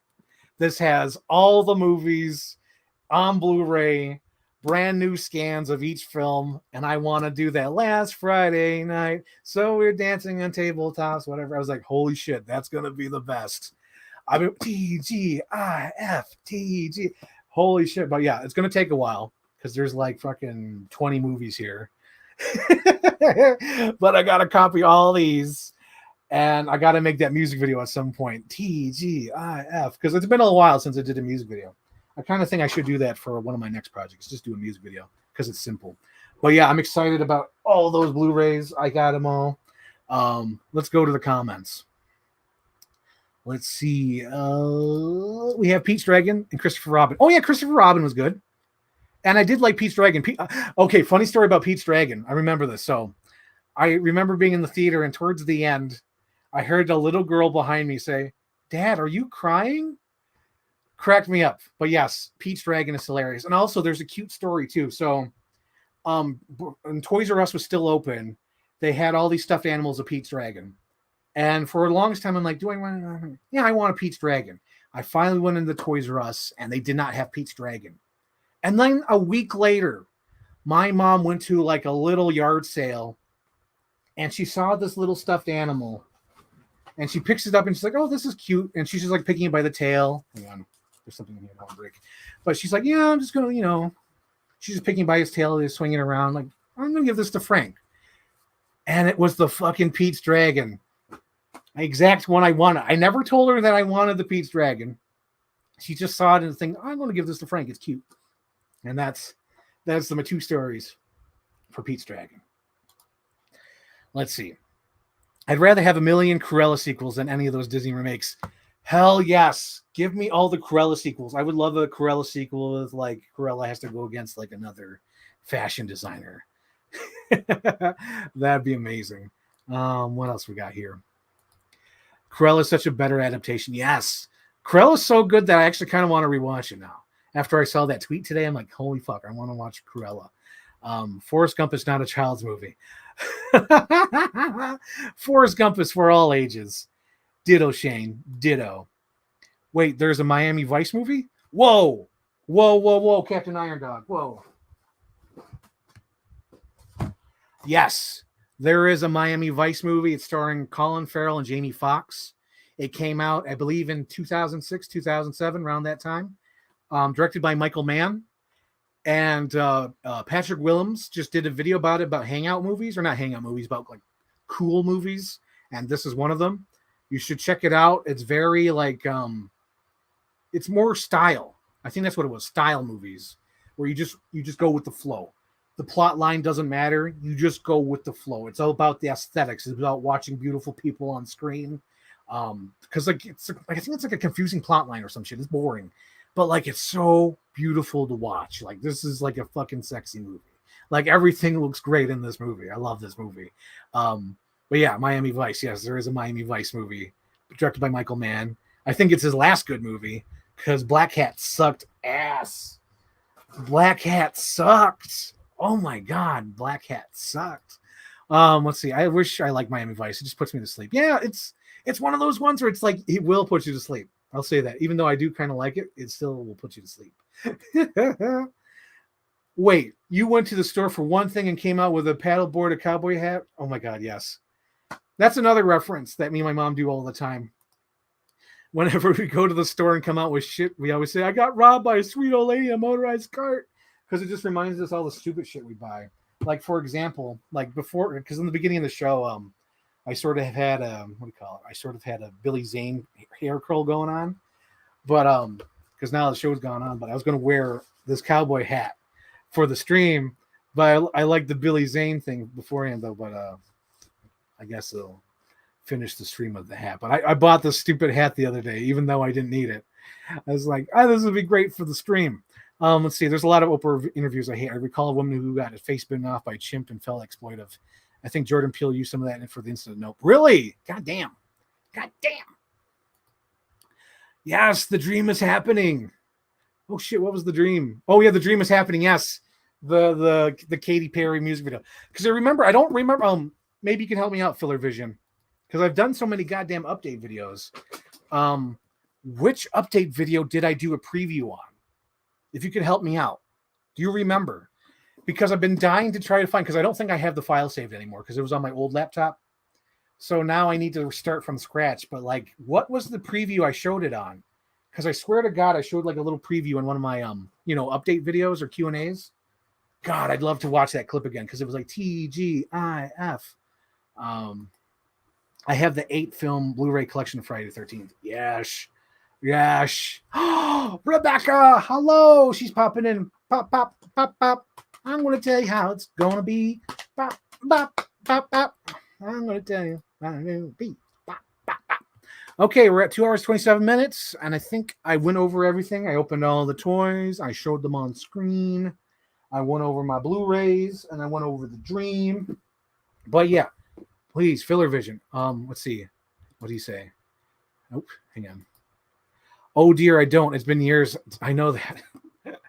It's definitely been years. Honestly, I almost think it was like my first Chief Brody Rules Q&A. I'll have to skim through that because it might be that old. This another like cherry bomb. My music video. Okay, hang on. Let me go back. I don't even know. Like, if you guys are some of you guys are new, so like back in 2012 or 2013, Cade Fisher knows because he was there. But I had an idea to do last Friday night with or TGIF, whatever the song is called by Katy Perry, with Friday the 13th. And I'm trying to remember what year it was, but I wanted to do it like 10, 15, not 10, 15 years ago, like maybe 10 years ago at this point. But I hadn't done it. But now that I can, the dream can come true. She became a folk singer. Let's see. Watching while working. Yes! Rebecca's watching while working. Thank you, Rebecca. She's tuning in. Thoughts on The Swarm, starring Michael Caine? It's been I haven't watched it since I used it for my mashup, but I remember it being super silly and I loved it. Like there's a kid where he has like PTSD from bumblebees, and he sees everybody in the room as bumblebees, which is insane. Well, yeah, I loved it. At the time I did. It's really bad though. I wouldn't say it's good. It's really hilariously bad. That sounds about right, time. That could have been it. So yeah, I got to watch the old Q&A I did back 9-10 years ago, because I think that's when I did the music video. That's insane. That's wild. What else we got here? You want action, and so do I. We'll do it my way. Oh yeah, Shane. I think I said this before, but that's like a verbatim line from one of the TV spots with Chris Pratt. Chris Pratt literally said that in trailers, if we do this, we're going to do it my way. He doesn't say it in the movie, but he says it in the TV spot. So that's why I wanted to use The Swarm really bad. If we're going to do this, we do it my way. But yeah, what else? What else we got here? What else you got? What else you got? What are you watching next in the theater? I think it's going to be Spider-Man. I think it's going to be Spider-Man. Trying to think what else is coming out, guys. Spider-Man and what else is coming out? Shit, son. Hang on, let me go to my handy dandy Regal app. ¿Dónde está usted? ¿Dónde está la biblioteca? Let's see. What does the Regal say? Come on, Regal. Let's see. Regal. I think it's Spider-Man. I think that's what's next. Have you seen Operation Fortune, recent Jason Statham movie? No, I haven't. It's the recent Guy Ritchie movie. Have not checked it out yet. Oh, the swarm was used in the Jurassic World trailer? That's awesome. Yeah, it was the Michael Caine scene. The war that I've been talking about has finally started when he's in the room with them. When the elevator door opens, says Michael Caine, and he's in the room with the big giant bumblebee thing that's supposed to be like the amber. Yeah, that's from the swarm. And then when he says, "That's ridiculous. You want action, and so do I. We'll do it my way." That's from the swarm. Let's see. Is that the Spideyverse movie? Yes, the Spideyverse movie is next. Let's see. Hang on, let's see. You know what I'm shocked by is The Little Mermaid. So I think, I don't know if I mentioned this on the last stream, so if I did, I apologize. But there was a local theater that had to choose between 3 movies. It was like, hey, there's a lot of movies coming out in June, but we can only have one. What movie would you want? We have Spider-Man, we have Transformers, we have Little Mermaid. And it was overwhelmingly The Little Mermaid. And I'm like, are you fucking crazy? I just felt like Gary Oldman in that Planet of the Apes movie. Are you out of your fucking mind? It's just like, what are you talking about? But yeah, The Little Mermaid. Everyone wants to see it. I don't. I have no interest. It's like, I seen the old one. I love the old one. I don't need the verbatim new one telling me what the old one did. Let's see. What's the other one? Oh my God. So it is Spider-Man. Spider-Man in 12 days. Then Transformers. I seen them all. I got to see this one. Transformers is like Fast and Furious now. It's like, I've seen the other ones. I got to see the new one. Fuck, you know? So I'm going to see the new Transformers movie. Flash, I'm excited about. I think I'll see Indiana Jones. Oh my God, that's the other thing. That cracked me up. I know Luke will watch this and he'll get after me and yell at me, but I don't care. So like Luke was eating it up. He was eating up all these bad reviews of Indiana Jones. And he was like, oh, look what the Hollywood Reporter said. And look what Vanity Fair said.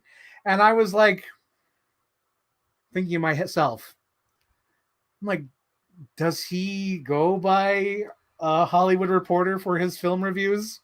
Does he go by Vanity Fair for his film reviews? Because I know who I go for my film reviews. I go to Mark Kermode, the British guy, who is honest with his opinion. No one's buying him. Like, he'll tell you, because like he'll go in there and pay for his own movie sometimes. I trust Mark Kermode and I trust Red Letter Media. Those are my reviewers. I don't go by anybody else because everybody else has some sort of agenda. And I feel like the bad reviews for this Indiana Jones movie feels like a hit job. It feels like the fucking Mario Brothers movie. Because for some reason, all the critics gangbanged the Mario Brothers movie with bad reviews. And when you see the Mario Brothers movie, it's like, oh, it's good. It's good. There's nothing bad about it. It's not terrible. It's not, the worst thing. It's pretty good. It's entertaining. It's fun. I want to watch sequels. And like all the reviews bashed it. And I sensed the same thing with this Indiana Jones movie. Because even they're like, oh, the 5-minute standing ovation was very tepid. I'm like, what the fuck are you talking about? It's 5 minutes. People stood there for 5 minutes clapping. It's like, what the fuck are you talking about? Because they were just praising that. Like last year, it was, I think it was Elvis. Elvis had 6 minutes or something like that. Might have been a little bit longer, but like the longest standing ovation. But like they called the Dial of Destiny like tepid. I was like, what the fuck are you talking about? What are you talking about? But yeah, like Luke was eating it up. I'm like, wait, Luke. So you're telling me you listen to the reviews? He's like, yeah, I do. Okay. And you listen to Vanity Fair. You listen to Vanity Fair for the film reviews. He's like, yeah, I trust him.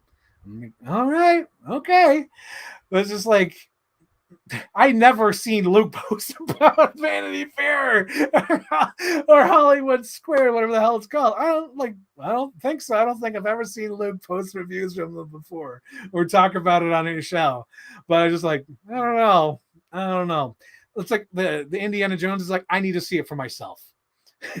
It's like the Matrix. The only way to get to know what the Matrix is you got to see it for yourself. What else is coming out? Oh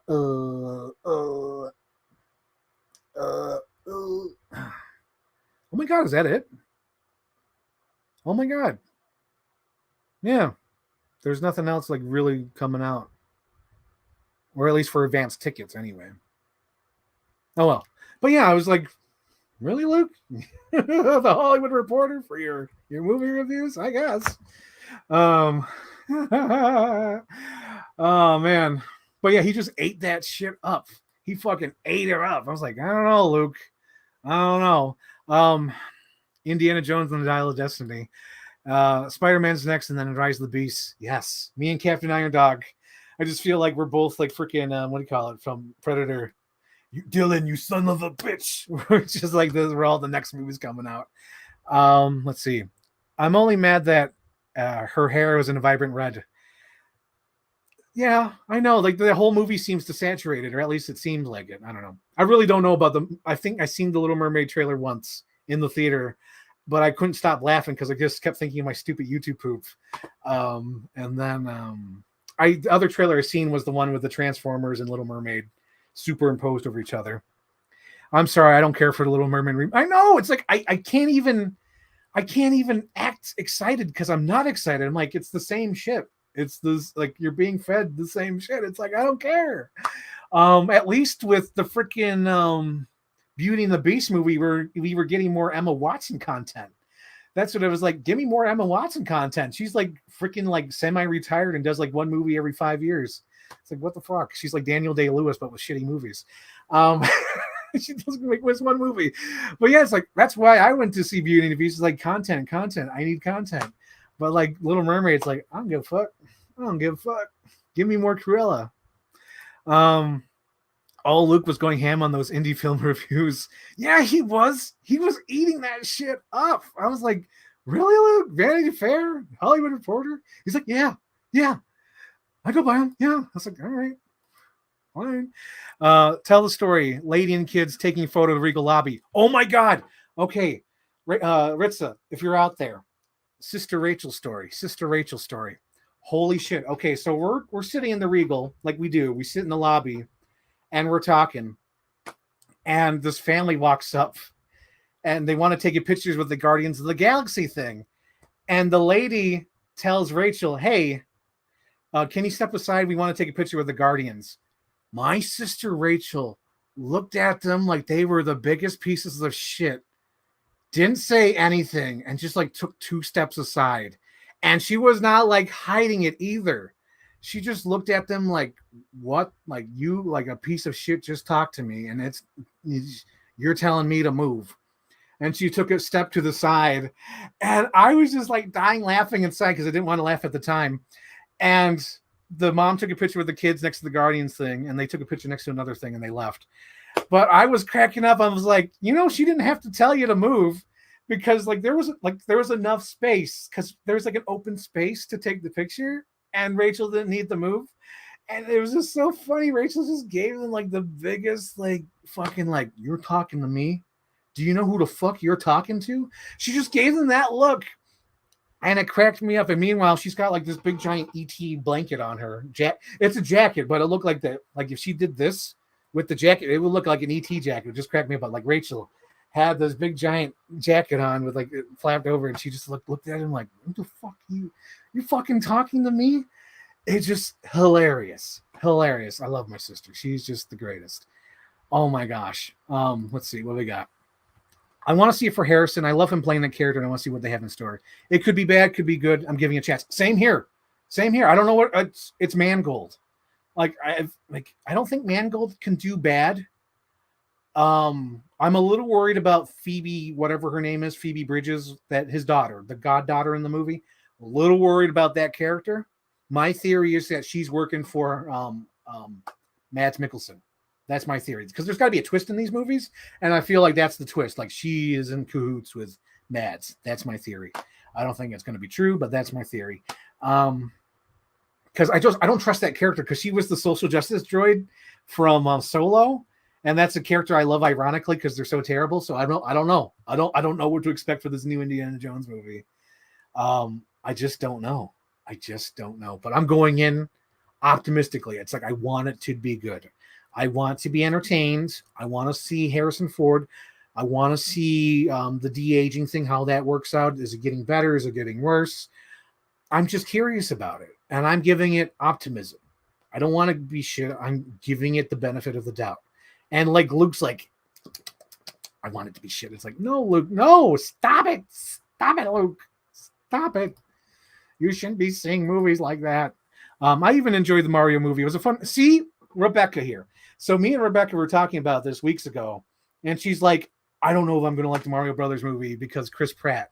Like, if Chris Pratt doesn't sound like Mario, I don't know if I'm going to like the movie. I'm like, he doesn't sound like Mario. And she's like, fuck.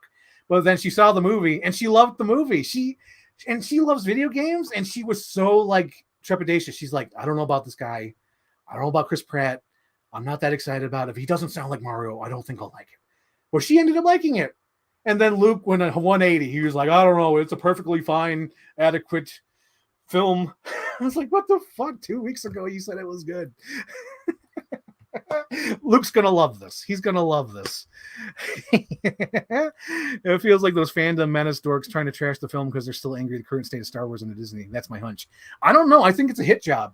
I don't know what they're after. I don't know what they want. Maybe they want to, like, maybe somebody is like, maybe there's some person out there who wants to take over Kathleen Kennedy's job at Lucasfilm, and they're putting in these like, hey, why don't you put in a bad review so it makes her look bad, and then Disney investors say, hey, we need to get rid of her with all these flops and declining attention to these Lucasfilm. We have to get a new producer in. I don't know. That could be it, but I'm going in optimistically, and I trust Mangold. You know why I trust Mangold? Because I remember, I'll never forget it. When I seen that Ford versus Ferrari trailer, I remember watching the trailer saying, fuck you, I know that's going to be a good movie. I fucking hate it. I fucking hate that movie. It looks like it's going to be a good movie. I fucking hate it. And I didn't see it for the longest time. And I finally went to see it like during the Oscar season. And I was so fucking furious because it was so great. I was like, dude, because Matt Damon's good in it. Christian Bale's good in it. The direction's good in it. The sequences were good in it. Like Ford versus Ferrari is like the perfect movie. And it just made me fucking pissed off because I knew it from when I saw the trailer. I'm like, this movie's going to be fucking good. And it's irritating. So with that in mind, and seeing Logan and seeing Copland and seeing Walk the Line, I'm giving Indiana Jones the benefit of the doubt that it's going to be good. I don't believe the hit pieces. Like, I honestly, like, I don't trust film reviewers unless they come from the heart. Like, I know Mark Kermode is coming from the heart because now he doesn't have a radio station. He just has a podcast where he just has to answer to himself. He's not, maybe he does still have sponsors, but like Mark Kermode is Mark Kermode. I trust Mark Kermode. Red Letter Media is Red Letter Media. I trust Red Letter Media. I don't fucking trust anybody else. Everybody else has an agenda. Everybody else has sponsors. Everybody else is getting paid. It's like, I don't trust them. I don't fucking trust nobody. I used to trust them. Like, the thing that made me lose trust, hang on, I know we're going along and whatever, going on a tangent here, but I lost trust around 2009, 2010, because I would watch film reviewers online on YouTube, because they were like YouTubers, but they gave good reviews to bad movies because the movie was sponsoring the video. Like, I remember Rogue Pictures would promote like Philip DeFranco on that, what's her name, the blonde hair girl who's trying to look attractive, that Grace, whatever her name is, Grace Randolph or whatever. She looks like an old lady. She's always looked like an old lady, but I like how she tries to look like a sexy lady. It's like, no, she looks like an old lady. But like, I don't trust her. I don't trust Philip DeFranco. I don't trust the other guy, the guy with the red background. They all have red backgrounds. But I don't trust the guy with the red background. Because I remember I watched one of his reviews. I forgot what movie it was, but he was so generic. I was like, you didn't fucking see the movie. You're so generic with your review. You sound like you just saw the trailer. And it was insane. But I was like, I lost my interest back then because it was like, oh, we love Skyline. Speaking of which, Rogue Pictures has promoted our video. Please watch Skyline. Enjoy it this weekend. Or My Soul to Take. Soul to Take was really good. It's a return to Wes Craven. Also, our video was sponsored by Rogue Pictures, who had made that movie, My Soul to Take. So it was like I stopped trusting people back then. So now it's like after that, it's like I don't trust who I can trust. Another people I would also trust. Is Dead Meat. Because they are honest with their podcasts. Because even though they go on these promotion things, I think they did like a promotion with like some movie. I think it was Pet Sematary. They did a whole promotion video with Pet Sematary. So when the movie came out, they were totally honest. Like, I know we went on a promotion with this movie. It was a fun time to do that, but like this movie wasn't that great. They're completely honest. So I also trust James and Chelsea on that show. I trust Dead Meat as well, even though I don't watch them as often. I usually watch them. I'll probably watch their Evil Dead review at some point now that I've finally seen it. But like, I trust them. I trust them as well, even though they do all, because they're perfectly honest. They're like, I know we did a promotion. I know we did these interviews. It was a fun time, but this movie was ass. Or we did a fun time and this movie was good. It all, like, they balance themselves out. They know they know to trust their audience, and they trust themselves. So that's the thing with like film critics. So it's like I don't trust nobody though. Nobody for no one. Let's see. Though I agree it's not a good jump the gun on a movie that's not out yet, but I honestly think the new Indy will suck. But everyone will eat up because it's much nostalgia. Could be. I don't think, but maybe I will. I don't know. I don't know. I can't say anything. Like, because right now I could be like, oh, I'm not nostalgic for Indiana Jones. But then when this comes out, I'll be like, oh my God, I've always loved Indiana Jones. Fully admitting that right now. Then the Flash movie on the 16th. Dude, the Flash movie will be like an insane surprise. I want to see what this Flash movie will be. I honestly don't know what to expect. I know Tom Cruise loved it. I know this movie must be so good that Warner Brothers did not want to pull the plug on it. They still want to get it out there. Yeah. That new trailer really sucked. Oh, is that Sympathy for the Devil? Yeah, it didn't really mesh. There's a guy out there, is it KR? KS? There's a fan editor who just did a video talking about how music is used in trailers and how the new Indiana Jones trailer does not do it well. Yes, you should watch that. Yes. Emma Watson was not a good Belle. No, she wasn't. She was a complete bitch. I love it. I love that movie. It's not good. I'll say it's not a good movie. That is a guilty pleasure movie. I fully admit that is a guilty pleasure. I feel guilty for liking that movie, but I love Beauty and the Beast. Who is Luke? Luke is one of my longtime internet friends who I think he takes more pleasure on shitting on movies rather than praising them. And whatever he does praise, it's usually like the really hardcore stuff he loves, like Star Trek. He'll praise Star Trek season 3 of Picard, but he won't say the Mario Brother movie is good, even though like 2 weeks ago he said it was good. But yeah, Luke is also the guy where I convinced him to be excited about the Flash because he was like shitting on the Flash. And then with our video, our 2-hour discussion, I turned him over to be excited. I turned him to the dark side. I created life. Give in to your optimism, Luke. Once more, we will like the DCEU. But yeah, that's who Luke is. Luke is a friend of the show. Let's see. I watched Beauty and the Beast strictly for Emma Watson too. Captain Iron Dog on me. We're like Dylan on the guy in Predator. Holy shit, that's hilarious. Classic TT Rachel move. She's always like that. Like, who are you? With a look of disgust. Yes. Oh my God, she is so funny. Oh my God, my sister Rachel's so funny. Oh, she's hilarious. I know there's like more stories, but I'm trying to remember what the hell. Oh my God. Okay, so there it is. So every time we go to Fan Expo together, she always goes to the fucking ATM, and it cracks me up. It's like we have all the time in the world on the way to Canada to get our money exchanged, but she waits for the ATM outside the convention, which could easily be out of money at that point, but she still does it. She cracks me up. And there was a situation where she was trying to order pizza at Fan Expo, and she said, "I want a pizza. I want a pepperoni and cheese pizza." And the person was like, "Oh, you want two slices? You want a pepperoni and cheese pizza?" She's like, "No, I want a cheese and pepperoni pizza." I guess in Canada, I guess it's only pepperoni pizza and cheese pizza. But when she said, "I want a cheese and pepperoni pizza," they thought she wanted one of each. So fucking weird. So fucking weird. But that's what happened to her.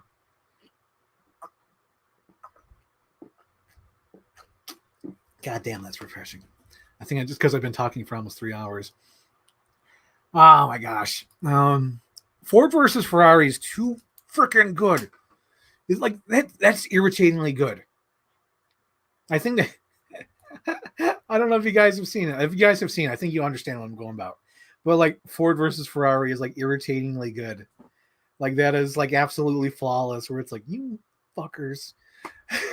Like it makes me so angry. It makes me so angry that it's so good. Ford versus Ferrari is such a good movie. Man, I didn't see it in theaters. I watched it on HBO Max with my uncle and dad. I know. I wish you saw it in the theater though, dude. Just thinking about it makes me irritated at how good it is. Because everyone is working on all cylinders. Everyone is working on the top of their game. I think that's like the peak what do you call it, Christian Bale movie, because I feel like he's kind of made some duds since then. I think he made like a Western Netflix movie that didn't really get any buzz. And then he was in that shitty Thor movie. Apologies to the fans out there. He made that Thor movie, not that great. And then he was in that new movie with that a guy who abuses people. What's his name? The guy, I Heart Huckabee's guy, David Russell, something. David O. Russell, yeah, that guy. Yep, I just had to think about it. I knew it was in there. I had to go through the files in my head. I'm like, come on. But yeah, like I think that's like peak of everyone in their careers was Ford versus Ferrari, because that is so good. God, it's so irritatingly good. Dead Meat are so wholesome. Love those guys so much. Been watching them since Drunk as This. Dude, same here. Guy like freaking Filler Vision. It's like I actually want to interview them because I feel like I think they know me, or at least know that I'm a fan. I know they follow me on Instagram because I have been there since Drunk Disney. That was like 2012, 2013 when it was just like all four of their friends doing like, getting drunk and taking shots during Disney. And now that they have like a freaking empire about horror movies, I love Dead Meat. Dead Meat's so wonderful. I remember seeing Scream 6, or no, it was Scream 5. And in Scream 5, when they show up on the cameo, I was like, ah! I was the only one in the theater who did an audible noise because it was James and Chelsea on the big screen. I was like, oh my God, they made it. I felt like Forrest Gump. Their dream came true. They're in a horror movie. Oh my gosh. Let's see. Pet Sematary remake is pretty good, not going to lie. Really? You liked it? Okay. I don't think they liked it, though. KR Presents, yes. Check his video out. KR Presents did this great video where he talked about music and trailers. Highly recommend that. He's on point. Like shockingly on point. When I was watching, like, how come no one's talking about this? Oppenheimer on my watch list. Yes, Matt Damon. I want to see Oppenheimer for Matt Damon because it's so goofy. He's just wearing a mustache. It's honestly Matt Damon just doing like, this is the most important thing in the history of the world, of the planet. And he's like, I want a 0% chance of not destroying the world. It's just so funny. It is just so funny. I love having that prop. That mustache prop is more important than I thought it would be. John Cena should have been revealed on the bat card blanket. Oh my God, that's what's going to happen, Captain Iron Dog. At the end of the second movie, John Cena is going to show up, and they're going to show a flashback where he pulls a fireproof blanket over himself as the car is flipping over. And then it's going to show him like stop, dropping, and rolling out of the car as he survived. It's going to be great. It's going to be great. John Cena survived Fast X. I can't watch Pet Sematary. No! Rebecca is deathly afraid of horror movies. She can't watch horror movies, which is okay. Yes, the Meg 2 is on my list. Yes, I got to see the Meg 2. I was cracking up during the Meg 2. Oh my God, guys, I feel like such an idiot. So there's a trailer called Strays, where it has all these dogs with moving mouths where it's rated R, and it's supposed to be funny because it's stupid. The trailer killed me. So in the trailer, the dogs eat mushrooms, so they're all freaking out. And then as they're freaking out, there's a German Shepherd dog, cop police dog, canine, finds them in the woods, and they're like, oh shit, the police are here, act natural. And the dog's like, shut up. Because we're like, yeah, officer, we've got no problem. We're all chilling out here. And the dog's like, shut up. Crack me the fuck out. I laughed for like 5 minutes. And at the end of that 5 minutes, I was like, that's so stupid. It killed me. It killed me. I don't want to see it in the theater. I think I want to bootleg it, but that Strays movie looks so stupid. Oh my God. Yes, Rebecca loves some bad movies.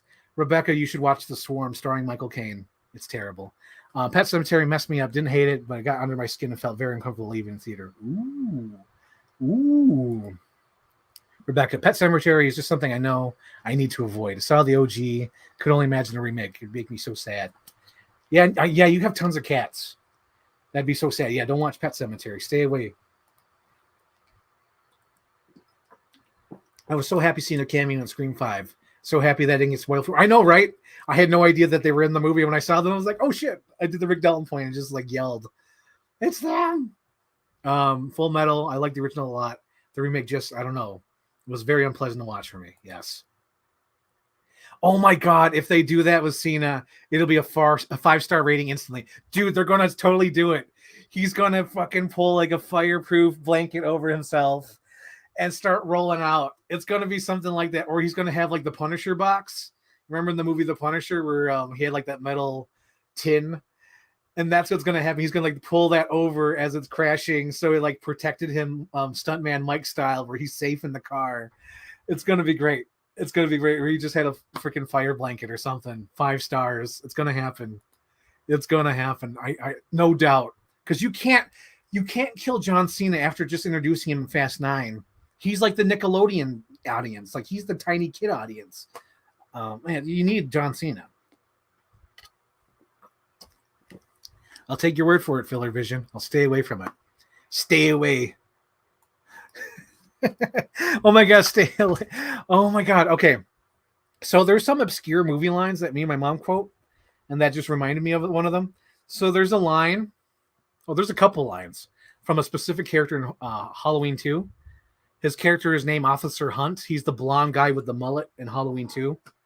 One of my quotes that I quote all the time with my mom, even though it doesn't really matter, it doesn't really come into, but I always quote it, and I was like, "There is 2 kids.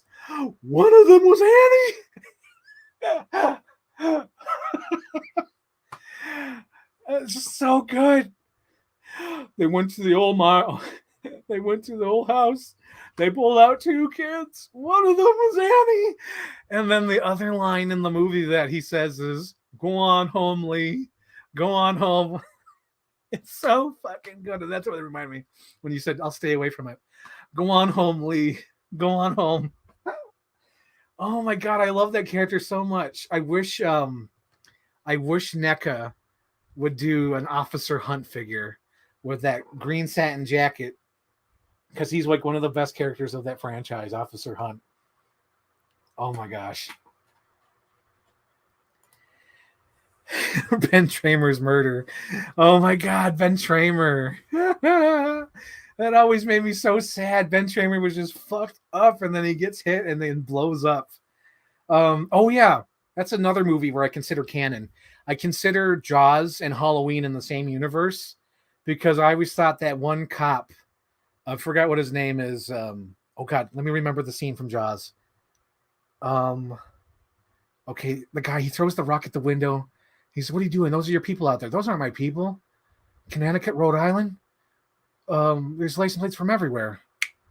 Hendrix. Oh my God, I had to walk through the whole movie. Hendrix. I believe Hendrix moved from Amity after Jaws 2. He said, "I'm fucked up with this. I need to get away from this. I'm going to another town." And then he moved to Haddonfield. And then he ran into more bullshit with Michael Myers. So I think Jaws and Halloween, same universe, because Hendrix moved away from Amity. That's why he's not in Jaws 3 or 4. Hendrix moved and he lives in Haddonfield. You make me laugh. Yes. Oh my gosh. I just love Halloween. Look, I'm wearing I have so many Halloween shirts. Like, this is the latest one. It's got what do you call it? Jamie Lee Curtis on it, wearing her Member Berries gear. So great. Let's see. I accept the shared universe theory. Yes, Hendrix moved away from Amity and went to Haddonfield. It's the best thing ever. Let's see. You'll be proud of me, Francis. I've seen Jaws. Yes, Jaws. Oh my god. Oh my god. So guys, I know we're at 3 hours. We're getting close to 3 hours because I think my timer's off. But you know those little toys that play like clips from movies? I wanted to get that as a gift for my mom, but it was like $30 fucking, and I'm pretty sure the what do you call it? I bought one for Jurassic Park, and I'm pretty sure that was only $20. But for some reason now they're $30, and you just press a button on the side and it plays like the greatest hits from the movie. And I wanted to get that for my mom because my mom loves Jaws as well. So it's like, damn, I can't pay $30 for a piece of junk. It's just a piece of junk that has like 10 clips. I can't do that. But yeah, I love Jaws. Jaws is like one of those. I don't know. Should I talk about it now, or should I wait for another episode? No, everyone's here. So one of my all-time favorite quotes from Jaws is, "You ain't got one thing on here I ordered. You ain't got no beach umbrellas, no sun loungers, no beach balls. If I can't get service here, I gotta go somewhere else." That is one of my all-time favorite lines, and it's so fucking obscure. It is when Chief Brody goes into the store and he's picking up the paintbrushes and the paint and the boards and the stakes for the no swimming signs. And it's the old man in the background complaining about not getting anything he ordered for the 4th of July. That is like one of my all-time favorite things ever in the history of mankind. I love that. It is so good. Oh my gosh. But yeah, at some point I got to make notes because I think I got to do a whole episode of movie quotes that I do all the time. Because Halloween 2 is up there with 2 kids. One of them was Annie. And then there's another reference. I guess I could say it here. So now that I have my own apartment, I usually get bored on the weekends. So I don't just sleep in my bed. I sometimes sleep on the floor in the living room just because I'm like camping out watching a movie, so I'll sleep on the floor. And I call that being Daniel Plainview from There Will Be Blood. Because in that movie, There Will Be Blood, Daniel Plainview does not sleep in a bed. He is always sleeping on the ground. It cracks me up because like he's so rich and he has like a bed, but he's not sleeping on the bed. He's sleeping on the floor. And then he's sleeping on the ground. And then at the fucking end of the movie, he's sleeping on his bowling alley. It is so good. And that's what I call like one of my weekends when I'm bored, when I just sleep in the living room floor while watching a movie. I call it Daniel Plain viewing, where I'm just like, I'm relaxing. It's great. But I love that movie. Oh my gosh. I love it. What else got here? That needs to be a oh my God, Captain Iron Dog. Thank you for reminding me. Hang on. I gotta make sure I don't run anything over. Captain Iron Dog, thank you.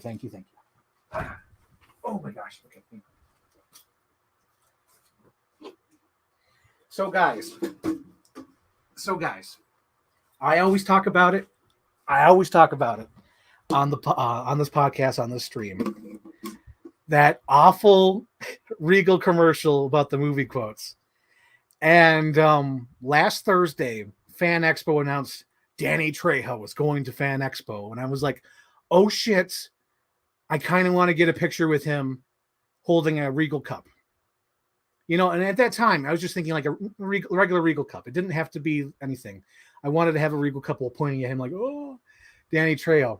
And then, God damn it, I go to the Regal and their new cardboard cups. It's not a plastic cup. This is cardboard, so I'm trying not to get it all greasy with my fingers, so I'm touching the top and bottom. They fucking made the Danny Trejo quote. I knew it was you, Fredo. You broke my heart. And I was like, oh my God. And it's got like the Regal and everything on there. I was like, I got to meet Danny Trejo. I got to carry this cup to Fan Expo and be like, or be like, you know, like acting like I drank his cup. Oh my gosh, but I have to do that. I absolutely have to do that with Danny Trejo. It'll be worth the $70 or $80 I have to pay for the photo op. It'll be worth it. You can always message me when you're bored. I know, Rebecca. I know. I can. Rebecca has a different shift. There was a time where I had like a fucked up sleeping schedule where I would be up from like 12 to like 1:30 and we would talk. Me and Rebecca would talk. But I've been on a normal sleeping schedule since I've been, out of the hospital. So I was just like, damn, our schedules aren't lining up, but every once in a while we'll text. Jaws is great, but it's almost as good as the true best aquatic horror movie, Tentacles. Dude, Shane Ford, don't you fucking get me started on Tentacles. Don't you fucking get me started on Tentacles. Oh my God. Now, Shane, did I ever tell you about my theory? Or not my theory, it's my fan fiction. So Jaws is first, and then the second movie. No, wait, hang on. I got to remember the canon. Okay, so they released the orcas. Blah blah blah. Okay, so the first movie is Jaws. The second movie is Tentacles. The third movie would be Orca. The fourth movie would be Jaws 2. I think that's the canon. That's my canon for the universe. And this is my theory. So you start out with the master movie, Jaws. You start out with that. And then the next movie is Tentacles. And in that movie, they have these orca whales at Marineland. They're swimming. And then the guy releases them to fight the tentacle monster, the big giant octopus. So the orcas fight the octopus and they swim off. And they're jumping and living and having a good old time. And then fucking Richard Harris, an orca, kills the female orca. And then that male orca has revenge against Richard Harris, kills him, and swims off into the sunset, only to be killed in Jaws 2 by the Two-Face shark. That's my canon. That's what happens in that universe. That's the shared universe. And for fun, for shits and giggles, you can throw in Piranha. But that's my headcanon for that Jaws ripoff series, where it's Jaws, Tentacles, Orca, and then Jaws 2. And then for shits and giggles, it ends with Piranha. But yes. Haven't slept on the floor in years. It's wonderful. I feel like Daniel Plainview. I feel like...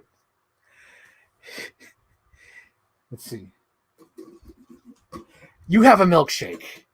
And I have a milkshake. And I have a straw. And my straw reaches clear across the room. And starts drinking your milkshake. I drink your milkshake. I drink it up. You think your song and dance could save you, Eli? I am the third revelation. Oh my God. I fucking love There Will Be Blood. I wish there would be a 4K, but I know Paul Thomas Anderson hates the format because he thinks that if you want to see it high def, you need to see it like in the theater. He doesn't believe on 4K. But man, if there was a movie I could have on 4K, I would love There Will Be Blood. I love that movie. I love that. Guys, you have to rewatch There Will Be Blood. I wish I knew somebody out there so I could have a whole discussion with them. Like, we need to talk about There Will Be Blood and just go on a whole ramble about it. That'd be so great. I knew it was you, Fredo. You broke my heart. Let's see. I have not seen Tentacles. LOL. I watched really bad movies like Velocipaster. Ha ha ha. I didn't care if you call that movie. I know. Well, yeah, Tentacles is a bad ripoff of Jaws. And it's so bad, Rebecca. There's a scene where they film in the middle of this hot summer day, and they clearly didn't have shade, so they had fucking Shelley Winters, a respected actress, wear this huge sombrero so the sun didn't fuck up the shot. It's so hilarious. It's clearly there because the light, the sombrero is blocking the sunlight from fucking up the shot, from making everything overexposed. It is so bad. It is so bad. But I love it. Let's see. Nothing will beat the Meg. Dude, that Meg trailer makes me crack up so bad. It just makes me crack up. I'm like, I need to see the Meg. Oh my God, the Meg. Deep Blue Sea. Deep Blue Sea was Jurassic World before Jurassic World. I'll stand by that. I was watching that. I was like, holy shit, this is like the best Jaws sequel and the best prequel to fucking Jurassic World. It's perfect. And everyone sleeps on it. Like, nobody talks about Deep Blue Sea. If anything, if they keep making these legacy sequels, make a legacy sequel to Deep Blue Sea. Bring back Thomas Jane and LL Cool J. And throw in like a Jack Black in there for no reason. It'd be great. I can picture that so well. I think I remember you talking about this with Lunch with Frank. Oh, yeah, I did. I think back in the Lunch with Frank days, I think I went through that whole series of my head canon for the Tentacles and Jaws movies. Yes. Getting your money's worth with that mustache. Yes. I think I've gotten because I think I paid like maybe $20 for this Luigi hat, and I've gotten my money's out. Because that day I saw the Mario Brothers movie, I wore this freaking thing all day, like all goddamn day. And then I wore it all day for that stream. And then like every stream I've had so far, I've used that mustache for a reference. And I think I've gotten so much, money's worth out of this gear. Like it keeps paying. It pays for itself, even though I'm not getting paid. Lol. Okay. When I tell you I'm an oil man, I say I'm an oil man. When I tell you I'm an oil man, you will agree. Oh, man. There Will Be Blood is such a great film. I had heard about for years, avoided it, but I finally saw it, and I was like, yeah, this is amazing. Like, Shane, I think There Will Be Blood opened my eyes to what movies could be. Because I think the 2007 was the movie or that year where I was like, let me try to see these Oscar movies. Because back then I was like reading Entertainment Weekly. Like every week, I was like, oh my God, these movies. What are these movies? And the two big movies that everyone was talking about was No Country for Old Men and There Will Be Blood. And I remember seeing those like back to back or like close together. And I was just like mind blown. I just felt like my worldview had changed. Like, because I think this was like 2007 was like a big year because it was like Die Hard 4, Hot Fuzz, me watching all the action movies, like all the Dirty Harry movies, watching There Will Be Blood, watching Grindhouse, watching some of the movies that inspired Grindhouse, watching No Country. It was just 2007 was an instrumental year for me. Like it was huge. And I agree with you. Paul Thomas Anderson is a very talented filmmaker. He's one of my favorite filmmakers. Yeah, I think everyone knows this because they did the tribute video. Yeah. You guys know this, right? I love Paul Thomas Anderson. Like when I see Paul Thomas Anderson, that's my guy. I love him. He's like my horse in the race. And he's sort of like me, where he'll take years of working on the movie, like on the script and the story, and then finally making it, and it's fucking great. I wish I could say for Christopher Nolan. I feel like Christopher Nolan is overhyped. Like he's too overhyped. Oh man, I don't know. I wish I could love Christopher Nolan as much as everyone else does. Although, guys, I'll admit this, I've been wanting to rewatch The Dark Knight since last week's episode. I've been wanting to watch The Dark Knight. I know it's just going to be like white noise to me, but I want to give it a chance because I've seen some interviews pop up on my Instagram reels, and I'm like, you know what? Maybe I'll watch it. Maybe I will. But I'm just afraid that it'll just like go over my head. Like I don't care. Like I don't know. Maybe I still need to sit it out. But yeah. Okay, I think I'll wrap it up. I think we're finally at 3 hours. Yeah, I think that's it. What else we got here?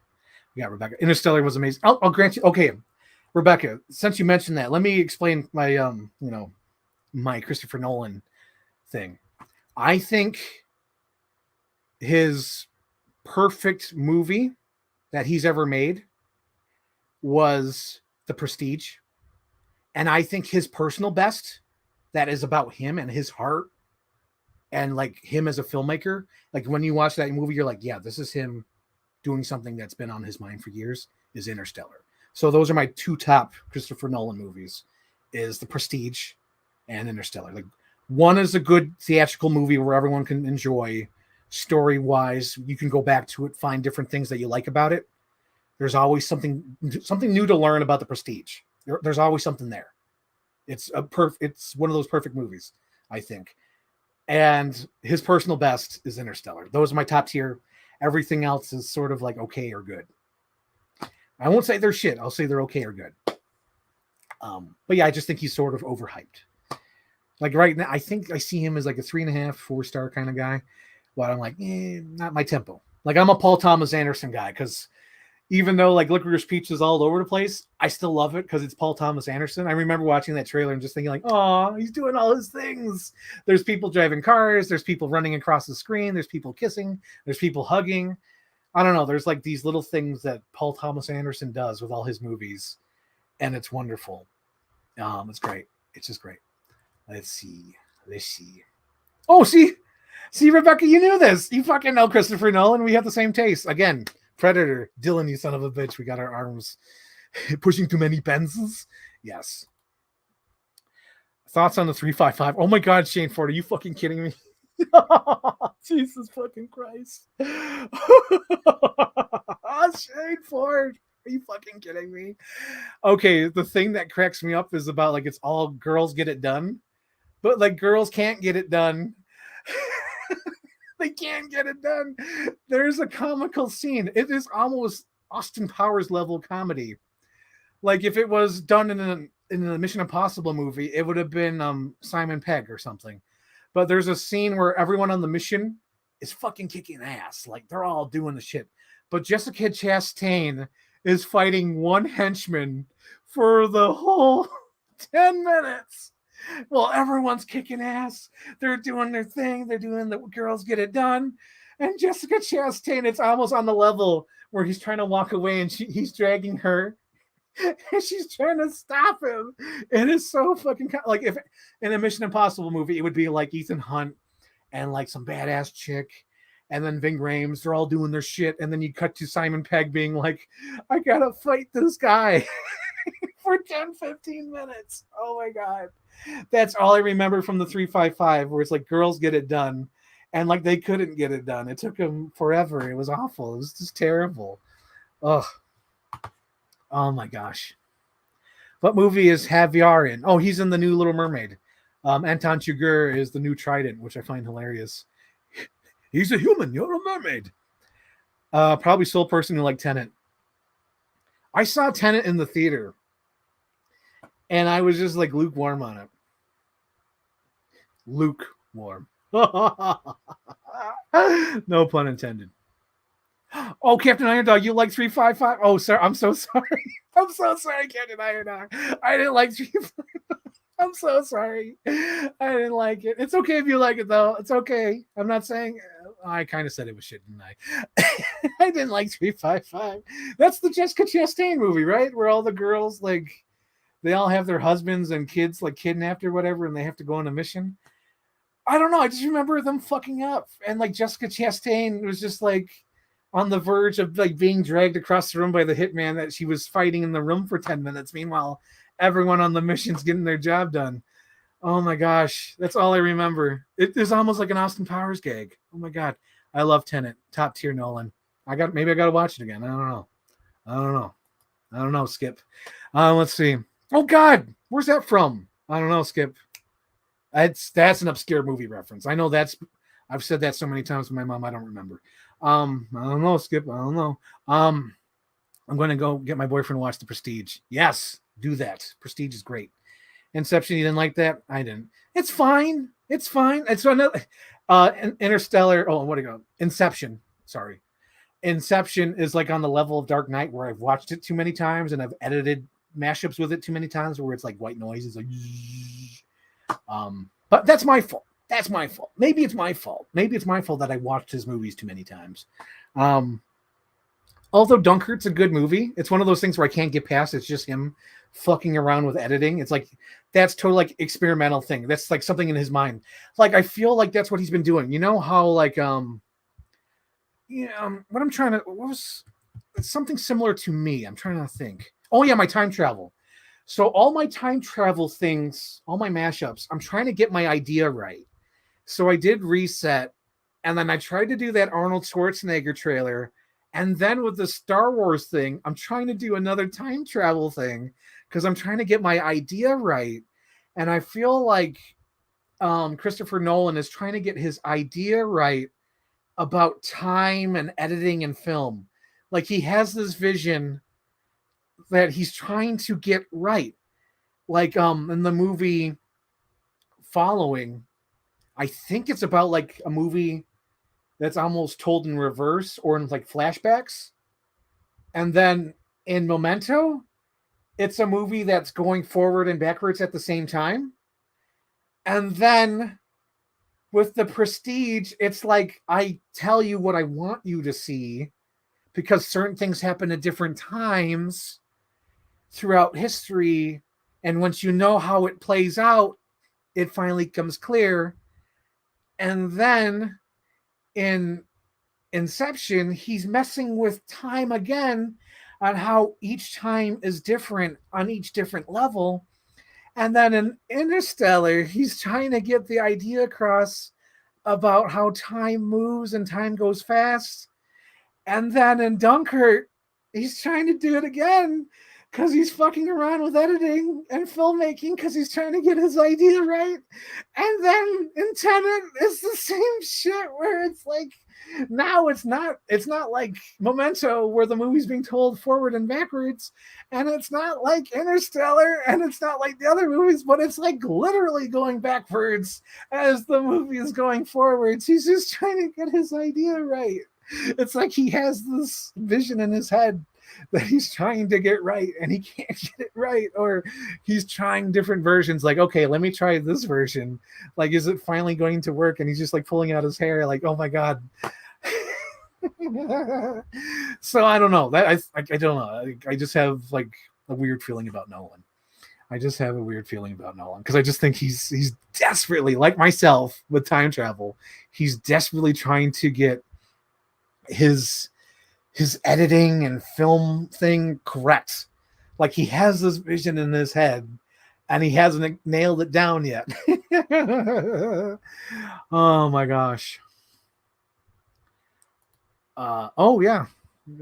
I feel like we're going back to the beginning. Let's see. LOL. I feel that. I enjoyed 355 espionage movie, but the action was middle of the road.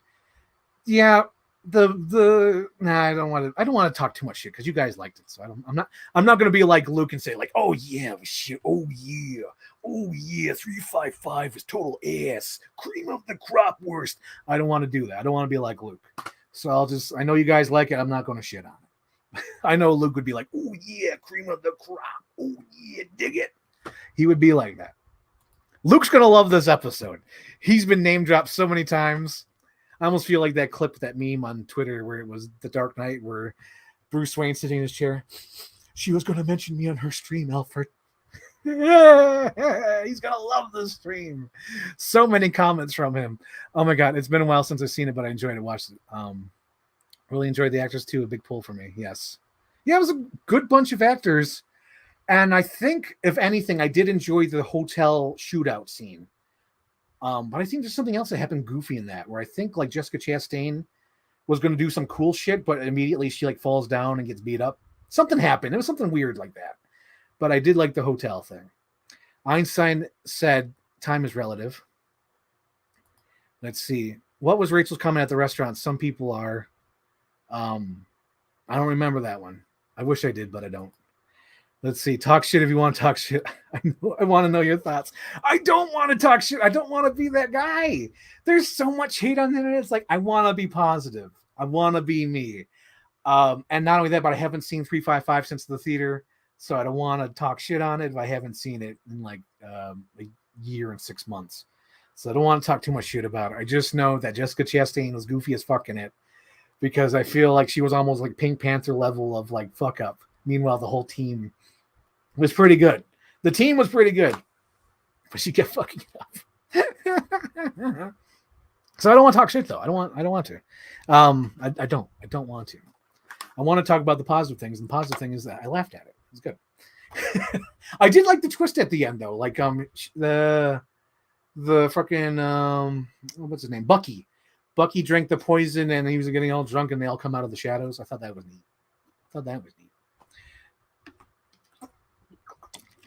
But I don't want to talk shit. I don't want to be like Luke. Because if you talk shit too much, it kind of becomes irritating. It's like, I don't want to do that. I don't want to be irritating. I want to be positive. I want to talk about like stuff in a good light. Let's see. I liked Hotel Shootout. Kind of felt like it should have been a hard R. Rolling Thunder climax with bullets ripping people apart. You know, Shane Ford, that's another thing. That's another idea. Wish, like, if I could make it happen, I'd want to make it happen. Because I remember seeing, this is another 2007 was like infamous year. Maybe it was 2006, but I think it's 2007. But like 2007 opened my eyes because I think that was the same year Smokin' Aces came out. And I remember being so hyped about Smokin' Aces because I thought it was going to be like fucking World War III on that hotel floor. I thought all those hitmen were going to be fighting each other, and they don't really. I think it's just the hotel security guards fighting with the Tremor brothers. But like I was really expecting like fucking World War III, chainsaws, legs falling off, walls being torn down, but that didn't really happen. But I would like a movie like that someday where someone just like fucking tears a whole hotel floor apart. And you really milk it. Like you milk that whole set and make it look cool. I think at some point someone should do that. Yes. I've been wanting to rewatch this Captain Dog. So the question here is thoughts on the Lone Ranger. I've been dying to rewatch the Lone Ranger. I love the Lone Ranger. Like I said, I think Luke made fun of me of this, a couple streamers. Okay. There he is. Oh shit, he fell over. Oh no. 1A. Okay. Let's see, he fell over. But I did a couple streams ago when I did the nostalgia unboxing. I had two choices while I was at Fan Expo. I was like, I could buy the Batman 89 figure or I could buy the Lone Ranger. And I decided to buy the Lone Ranger because I love the movie. I also love, it depends. So there's sometimes where I like racist Indian stuff because it just makes me laugh. And there's sometimes where it just doesn't work for me. And I sort of like the racist Indian shit they do in the Lone Ranger. It works for me. It makes it funny. But sometimes it's like, no, don't do that. But like that's one of them where I'm like, yeah, it's funny. Like another example of good racism Indian humor is Cold Pursuit. I fucking love the Indians in that movie in Cold Pursuit, where they go to the hotel and they're trying to get a hotel room, and the receptionist is like, "Oh, I'm sorry, you can't get a hotel room. We're booked. You need a reservation." And the Indian guy's like, "Are you telling me and my friends, my family, that we need to go back to the reservation?" And she's like, "Oh no, that's not what I'm saying at all." "Well, that's what I heard. And you know what I could do to you with a review on Yelp?" And it's just so fucking funny. I love that shit. And then I love how in Cold Pursuit, when the Indians are like dancing on top of the hill, and then like the fucking Indian guy's like, "I was born to fly," and he goes out here to glide, and he's like gliding the whole movie, and at the end you see him gliding, and then apparently he's frozen to death because he's been gliding all night, and he flies right into the fucking the snowmobile, the snowblower or whatever. It's just it's so good. But anyway, getting off topic. Yes, I love the Lone Ranger because I did love some of the Tonto shit. I think when he's like Old Man Tonto, that cracked me up. I love all the action sequences because all the action sequences are so fucking well done. You could tell that they gave Gore Verbinski, I think that's his name. They gave him a blank check and said, "Do whatever the fuck you want." And he did whatever the fuck he wanted. And also, another reason why I love the Lone Ranger is because it has our Buffalo, New York local, William Fitcher, as the villain, the guy who eats the hearts. That dude's from Buffalo. Colonel Sharp from Armageddon, he's from Buffalo. The bank teller from The Dark Knight, "You and your friends are dead," he's from Buffalo. And that's like, it makes me smile whenever I see him in the movie because I'm like, holy fuck, Buffalo local did it. A Buffalo local went to Hollywood and is in these big movies. When I saw him in that Independence Day Resurgence, when he becomes the president, I was like, fuck yeah, Colonel Sharp is the president from Buffalo, New York. It's awesome. Oh my God. Oh my gosh. I feel that. I was kind of let down by the Hitman. Hang on. Feel that Little Hitman and Hitman Violence was actually in the Smoking Aces. Oh, yes. Hitman on Hitman Violence and Smoking Aces. I wish there was like more of that. Love Lone Ranger, thought it was really fun. I need to rewatch it. I need to see if it's on Disney Plus. They might have gotten rid of it because it's got Johnny Depp and the cannibal in it. That movie's gonna get canceled. It's gonna get like shoved under the rug because it has a weirdo S&M cannibal and fucking Johnny Depp in it. But yeah, I like the Lone Ranger. I loved it because even at the end, like it's awesome. The William Tell overture. There's some good action, kind of fizzle out toward the end. I don't know. I have to rewatch it. I have not seen it in 10 years because it came out in 2013, but I remember liking it. Let's see. It just heard reservation literally shouted. I didn't hear the rest of the joke.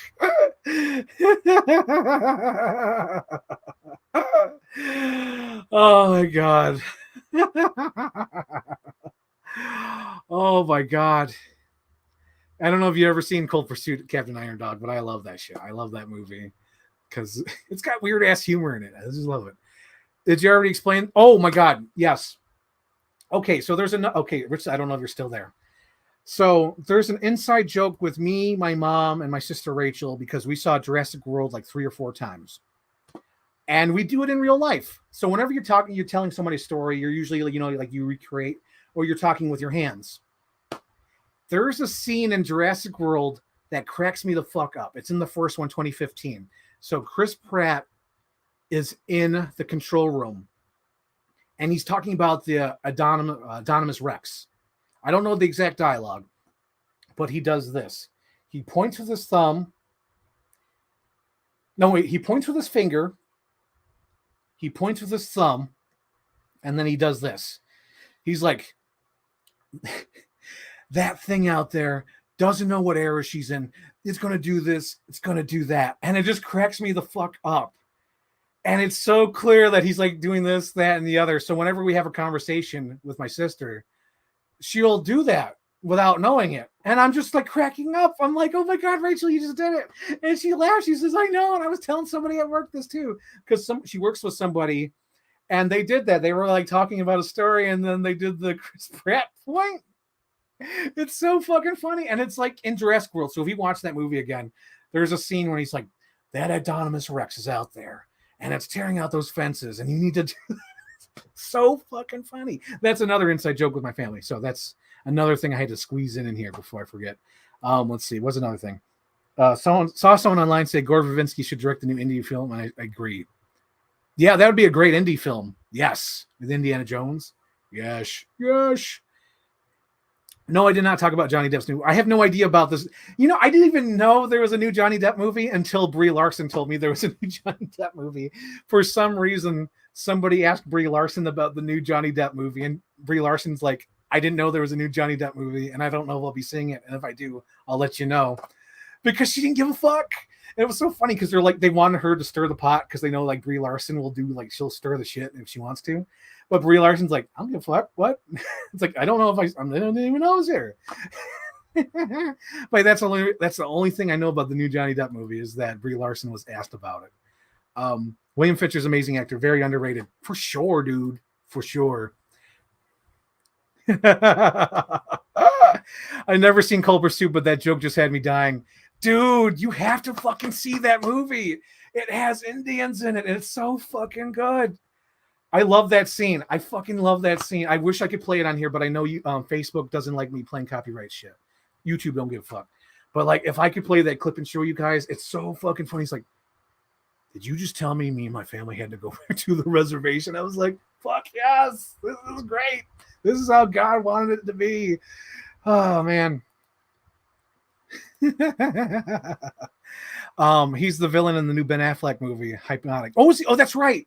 That's right. William Fincher isn't that. That's why he came to Buffalo. Because he was like, I have a new movie coming out, and like I could go to Hollywood to the premiere, or I could come here to my home and watch it with my friends and college friends. Like he literally rented out a theater and brought his high school buddies and his childhood friends and his family to watch his movie Hypnotic here in Buffalo at the fucking Walden Theater that me and Paige have watched movies in. That is so cool. That is the coolest thing. And not only that, but he's like doing rounds. He's like doing questions on like Channel 4. And then I think he just did like, there's like a film class in like UB or something.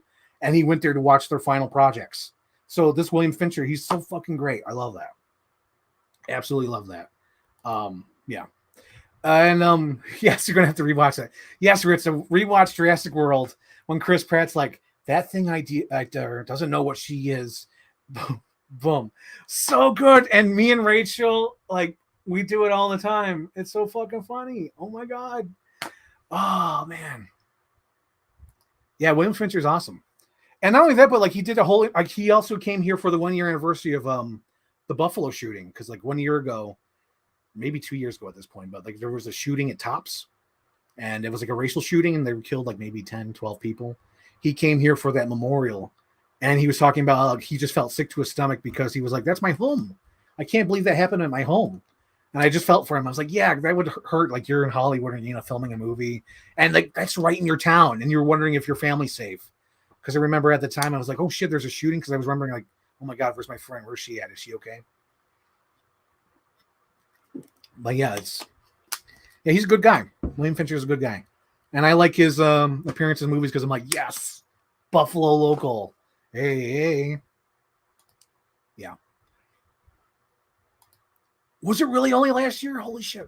Here's the thing. Like, I used to do PSAs for my job, and we had to do a PSA on that, where person I had to do, and they had to talk about the shooting, and I think that feels like such a long time ago. I can't believe that was only last year. I had to make that video. Holy smokes, that's incredible. He's really great in the film Underneath. Yes. Yeah, that sucked, dude. That really sucked. I couldn't believe that happened in my hometown. I was like, fuck. Fucking Buffalo, really? Ugh. Only my... I can't fucking... Like, it seems like forever ago, because, like, honestly, like, I would do, like, these videos, like, every week. That's another thing that I didn't explain about the Cherry Bomb. The reason why the video took long to make is because during that 2 years, or these last 2 years, I was doing a lot of video work at work. Like, for my job, I was editing. So when I got home, I didn't want to edit. So now that I don't do those videos anymore, I want to start editing again, because I need that. I need that in my life. I need to edit again. And that's the reason why I sort of slowed down. Is because I was doing editing for work. So now that was another missing piece of the Cherry Bomb backstory. But yeah, I can't believe it's been a year. It feels longer, because so much has happened in the last year. That's wild. Oh, man. And Uvalde was only 10 days after, so yeah, it's only been a year. Oh, yeah. Gotta do what makes you happy. Yep, gotta do what makes me happy. I love editing, and it's, since I hadn't edited in like a couple months, I was like, I need to start editing again. I need to edit again. But I need to do something simple. I can't do something advanced like Cherry Bomb again. I need to slow down. Ugh. Yep, we got one more comment. Let's see what we got. William Fincher's definitely a Rick Dalton point actor. Yes, he is. Yes, he is. All righty. So I think I gotta wrap this up. I gotta wrap it up. I think I do. Okay, so the things are, here's the homework. Captain Iron Dog, check out Cold Pursuit. There's some great Native American humor in that shit. I love it. They got chiefs. They got chiefs' daughters. They got a racist motherfucker, and they all got code names. It's great. I love that fucking movie. Check it out. I don't know. I love that one scene when the Indian is dancing on the fucking snowbank. It's so good. Fuck. You got to check it out, Captain Iron Dog. It's good. I need to rewatch Lone Ranger again at some point. Ritza, watch Jurassic World. So good. And then what else? What else there's need to be done? June 4th, doing the unboxing for the Guardians of the Galaxy, and I'll probably do a shelf setup. It's going to be underneath the pool party down here. What else am I doing? Next week is the episode with my friend Sarah. We're going to be talking about Land Before Time and Stepmom. So I have to watch Stepmom this week. At some point, I need to watch all that Power Ranger stuff. That's like 10 episodes, a movie, and a 50-minute movie. So I need to watch all that at some point. I don't know when to squeeze that in. At some point, Filler Vision, I need to copy all my Friday the 13th. Because this takes a long time. So when I copy it on my Blu-ray player, like it takes like maybe 20 minutes to rip, but it takes longer to convert to MP4. So like with all these, so these are all like half an hour to convert, and then 2 to 3 hours each to convert to MP4. So this is going to take a while. It's definitely going to take a while.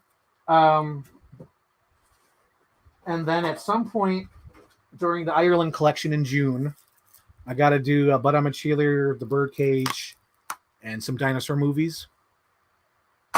And Luke, if you're out there, apologies, but even the audience agrees that you did a 180 on Mario. The audience agrees. Even Rebecca likes the Mario Brother movie. What's your fucking problem? Just say it's good. Just say it's good. I feel like it's like a negotiation. We've got to put him underneath the hot lights and say, why is you saying it's good? Say it's good. He bought the toys, guys. That's what kills me. He bought Mario and Luigi. He has them in his background. And he's just like, it was perfectly adequate. Okay. Not offensive. It's like, what the fuck? Just say it's good. Oh man. Yes. Thank you, Rebecca. Have a good evening.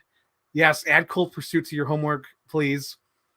Like, I really like the dark humor in that movie, but I don't know if it's because I've watched it so many times. I think that's one where I've seen it at least.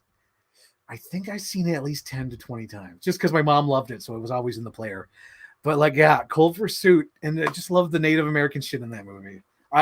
Me and my mom will quote that reservation because oh my god, another fucking story. So we're at the Regal with my sister, same thing, Fast X, and my sister Rachel's like, oh, I want Olive Garden.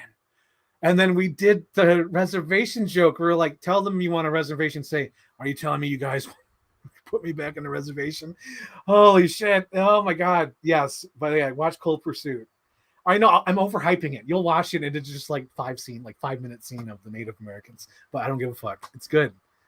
Getting representation on screen. That's good enough. Thanks for the fun time, Frank and everyone. Wonderful time hanging out with y'all. Nice evening. Have a great night. Yes. Thank you. Thank you. Good night to all and all a good night.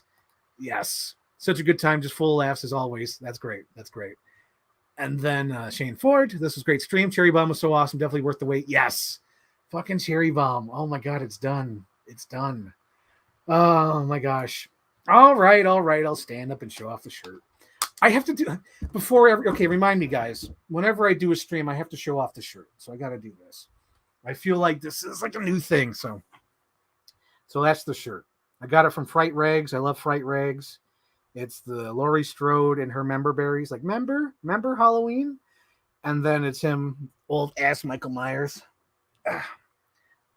At some point, I should do an episode of Halloween. I don't know if I know anybody who knows Halloween like I do. Is there anybody who knows Halloween like I do? I don't think so. I'm too in depth. I'm fucking quoting Halloween 2 in my daily life. But yeah. Okay. Thanks, guys. See you next week with me and Sarah Miller. So check you later, guys.